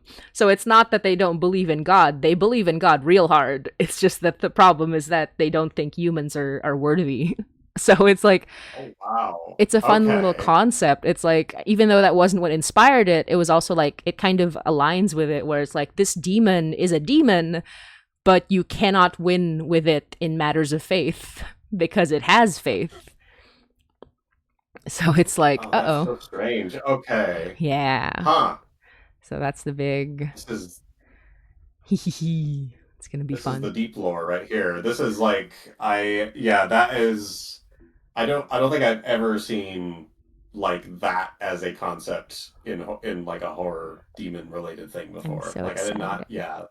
Knowing that that's a Yeah. thing is very exciting and fun. Like that is Yeah. So I'm gonna do that for a short, a short 10 episode mini series under the Rusty Quill Network. So that's really exciting. But first, I gotta like make sure that this project is funded. So I'm gonna talk about it real quick. yeah. So So, for everybody who has joined us today, and for those who watch this later on a VOD, the reason we are doing this live stream is because I would like to fund the official Hainai comic. So, it is called the Pinoy Monster Horror Anthology. I call it the official Hainai comic because one of the comics in the anthology is a Hainai comic, which will be telling a story from our horror podcast, Hainai. But it is not the only one. The Hainai comic is about 15 pages, but the entire horror anthology is 100 pages of just original horror art. So if you like original horror art, original horror comics that are pretty spooky and also like have elements of just elements of queer eroticism and also just like Filipino monsters, which are very unique cryptids, definitely check it out. Let me show it off real quick. I'm gonna switch over briefly. I don't wanna turn away from your beautiful art, but we're gonna just very quickly. No. I will cease my doodling. No, I love it though. No. Don't cease your doodling. We're gonna come back to that. But here we go. So here is how it looks like. Let me make sure that we can see it on the stream. Yes. Okay. So this is the Pinoy Monster Horror Anthology. It is the fundraiser's going until the end of October. We have so far raised. You know what? I'm like, what's the percentage now? I haven't even done the percentage, but yeah, you can see how much we've raised, and we are trying to hit our goal before the end of October. We have a lot of really cool original art in this anthology that you get to enjoy. It is extremely spooky by original Filipino artists, and we cover different Filipino monsters like the lampong in this one, in Predator and Prey. The lampong is a it's a dwarf that turns into a white deer that protects other deer from harm. So, which you wouldn't think is scary until you see this this deer. Scary deer. So yeah, it's just a fun time. And what's fun is that there's so many Filipino monsters. There are so many I don't know about. I did not know what the lampong was, and then I looked it up and I was like, oh, that's so cool. But that's the beauty of it. There's so many monsters across the islands, and they're just so unique and cool. This is my comic, actually. This is the Hainai comic. It's called Encanto, and it's about the main character, Mary, when she was younger, encountering an Encanto in the forest who looks kind of like this, a little bit spooky. But also, Encanto are kind of like spirits or fae, so they can be not scary if they want to be. However, they are also very not human. So when Mary's like, I gotta go, the Encanto's like, no, you can stay with me. I can show you some nice faces.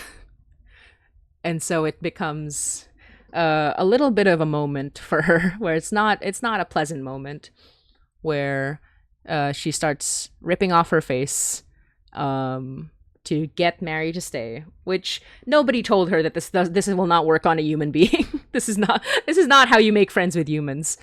And so she's just being nice, but no, trauma. And then here's some other ones. I'm not going to go over every single comic, but the art here is fantastic. You can check out all the preview pages on the page. This one is by our cover artist, who does an amazing job with just a haunting little image right here. Just these adorable characters where nothing will go wrong and everything's fine, right? And so, yeah, you just have a lot of really cool, terrifying art to enjoy.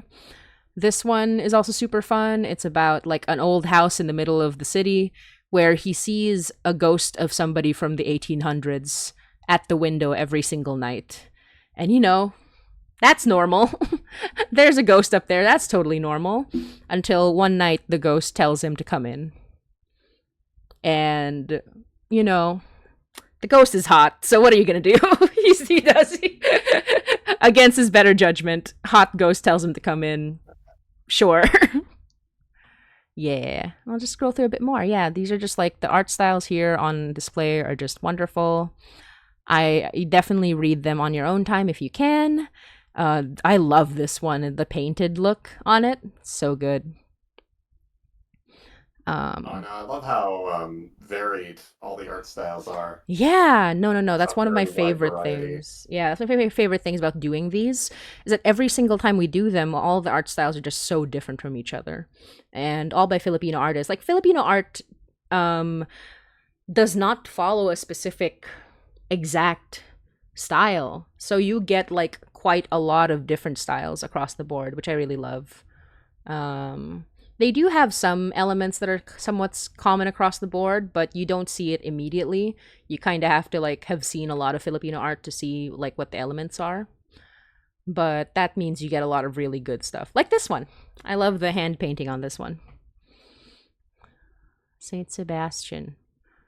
So yeah, just Oh, like yeah. yeah, a lot of really good horror art, a lot of really good stuff. So yeah, please check it out. It's the Pinoy Monster Horror Anthology. It is available until the end of October. If you support us, we will get that comic into your hands and into your homes and into your computers. That's not a threat. And you can and we're doing it so that we can pay for the wonderful artists, make sure that they are fun, like we are able to pay them fairly because Filipino artists deserve, to be paid fairly, and also just to make sure that the printing and delivery happens. So check it out, it's really neat. And I think we are coming to the end of the stream, but thank you so much, Nick. This was so fun. Honestly, this is such a good time. I love the Oh, vibe. yeah. Oh, yeah. Same here. I thank you for inviting in. I'm glad we could just chat about whatever, you know. I think that's the nature of good conversation. True, So truly, I truly. And I just want to see. Oh, oh, people rated. Oh my gosh. Hi. Oh my gosh. Oh my Raiders at God. the end of the Wait, you got stream. to do the pitch again now. Oh, I do gotta do the pitch again. Dang. So, so Raiders from Tay, Ripperoni Paparoo. Hi. And Evil Wizard all the time. Hi, Motzi. Hi. And then Tay says, "Oh no, are you also ending? This just happened to me too. I just bounced the raid over here." We're just passing Raiders. We're passing Raiders. And a comment from Nerdy before the Raiders was the anthology is in your walls right now. Be alarmed and support the Kickstarter. Exactly. I'd love to see a pitch. It's me, Karen. Okay, yeah, honestly. Let's pitch it again. No. I will not repeat the whole pitch, but I will show the page again just so people can see the stuff before we head out. But yeah, before we do head out, Nick, please tell the people about your stuff and what you do, so that everyone who came in with the raid knows why I asked you over and why you are a cool person who is cool. Yeah, I'm the creator of Home Safety Hotline, and yeah, I was invited on to talk indie games and to help promote the Kickstarter, and yeah, you should back this cool Kickstarter of Filipino horror comics. Yeah. I'm gonna back it back to you here Yeah. for the proper pitch while fresh eyeballs have invaded. Mm-hmm. I mean, if you don't back it, the clown behind Nick will come to you. No, I don't want to threaten people, but like, that's a very good clown, by the way. I just realized, like, Oh the whole yeah. time your head was covering it. Oh God, there are more. Oh yeah. Oh, there's clowns aplenty in Oh here. boy. Oh boy. Oh no. That's really good. Okay, okay. I will do a proper pitch. Okay. So, Pinoy Monster Horror Anthology. It's a 100-page horror anthology comic with elements of folklore, mythology, dark fantasy, romance, and terrifying Filipino monsters. As I mentioned, it has some erotic queer elements, so if you're into that sort of thing, not as much as our previous anthology, which was fully a queer erotic monster fucking anthology, but this has elements of that, and you can also get the monster fucking book as an add-on. Anyway, that's part of my pitch. And you can see all of the preview pages for this comic on the Kickstarter. So check out the really cool cover art. check out the really cool art within, showing different Filipino monsters, like the lampong in this one. Lampong, spooky deer. There's the spooky deer. You gotta see the spooky deer. It's really spooky. Go check it out. Clowns aplenty is my new unfavorite sentence. So true. So true. And then you have the reason I'm funding it through Hainai is because it has the official Hainai comic, which instead of releasing on its own, I released as part of the anthology.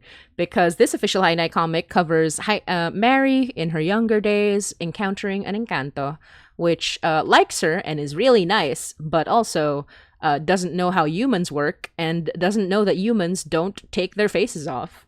So, I don't think it's her fault. I think it's just kind of a miscommunication, but she is a little pushy, let's just say that. So, scary stuff. And then we have a lot of really amazing art here with Filipino artists. We're doing it so that we can fund it so that Filipino artists can get paid really well and, have their art kind of be treated like it's worth something, because a lot of Filipino artists, including myself when I grew up in the Philippines, were very undervalued. And so this is the sort of thing where a project like this can really support them in their arts and kind of, ensure that they are paid well, in contrast to what they're used to. So that's kind of like the main the impetus of me funding these sorts of things, not just on my own, but with other Filipino artists. Here's some really cool art from our cover artist, Lilyresh, and just I don't even know what monster this is. I'm pretty sure she told me and I forgot, so I'm gonna ask again later. But these monsters are very unique and cool. And then you have this guy who sees a ghost in an old house from the 1800s, and the ghost invites him in, and he says, "Well, the ghost is hot, so I'm gonna go." I'm gonna go. When the ghost is hot, what can you do? And yeah, so just like you can look through all of the other preview pages when you go onto the page. You can grab a digital copy or a physical copy or both. Whatever you want to do, you can go grab it, support it. You can get all of the previous anthologies as add-ons and just, yeah, support this amazing art. Get to read the final comics, which are going to be 100 pages, and you get to read these preview pages that are like around like 56 pages. So you get to read a lot of it. Here's an Aswang girlfriend. As I mentioned, a little bit of eroticism here and there, and a lot of really cool horror. And I think that's about it. Let me just scroll through to the very end. Thank you so much, Raiders, for coming in with us. I want to see this. I knew it. I saw you drawing, and I had to like see the last bit. Hell yeah. Okay. Thank you so much. The Encanto did nothing wrong. I mean, kinda. Yeah. And true, it's hard to pass down a hot ghost. Honestly fair. Thank you for a late pitch. Thank you so much for coming in. I'm gonna post this as a VOD, so if you wanted to see the rest of the stream, you can find it on our YouTube channel, youtube.com/HiNiPod. I'll be posting it within the next few days. Just, I have a bunch of backlog. But yeah, thank you. Oh, thank you for waiting as well, Nick. I know we're kind of past due, but thank you so much. Yeah, it's all good. Yay. Thank you so much for joining me. This was so fun. I love chatting. Like I feel like when we chat, it's just so much, just the good vibes, honestly. Yeah. I agree. That's why I was like, yeah, absolutely. I'll hop on a stream. Hell yeah. To chat and doodle. This is you spelled out just a fun afternoon. So I appreciate Yes. the invite, and I good luck with the Kickstarter. I hope it goes well. Thank you. And yeah, like if you ever need me on a stream, I'd be happy to yap your ear off again and and just chat. And I know. Yeah, and Absolutely, if a bunch of you have never played the games from Night Signal Entertainment, which Nick is a part of, please do check them out. Like whatever interests you, but Home Safety Hotline's our biggest one. So if you haven't seen it, I've definitely played it on the channel as well. It's been such a good time, and if you like how do you describe like analog style? No, not analog. It's like yeah, very analog horror, and or if you 90s want to and put it early another way, 2000s. Yeah. Yeah. 90s nostalgic horror is how I Nostalgic describe horror, our yeah. general vibe. Absolutely. They're literally doing solitaire again, but spooky. Yes. Forbidden solitaire. It's gonna be great. Yeah. All right. Thank you so Yeah. much. Have a good night, everybody. And yeah, thank you for joining us in the stream. Bye.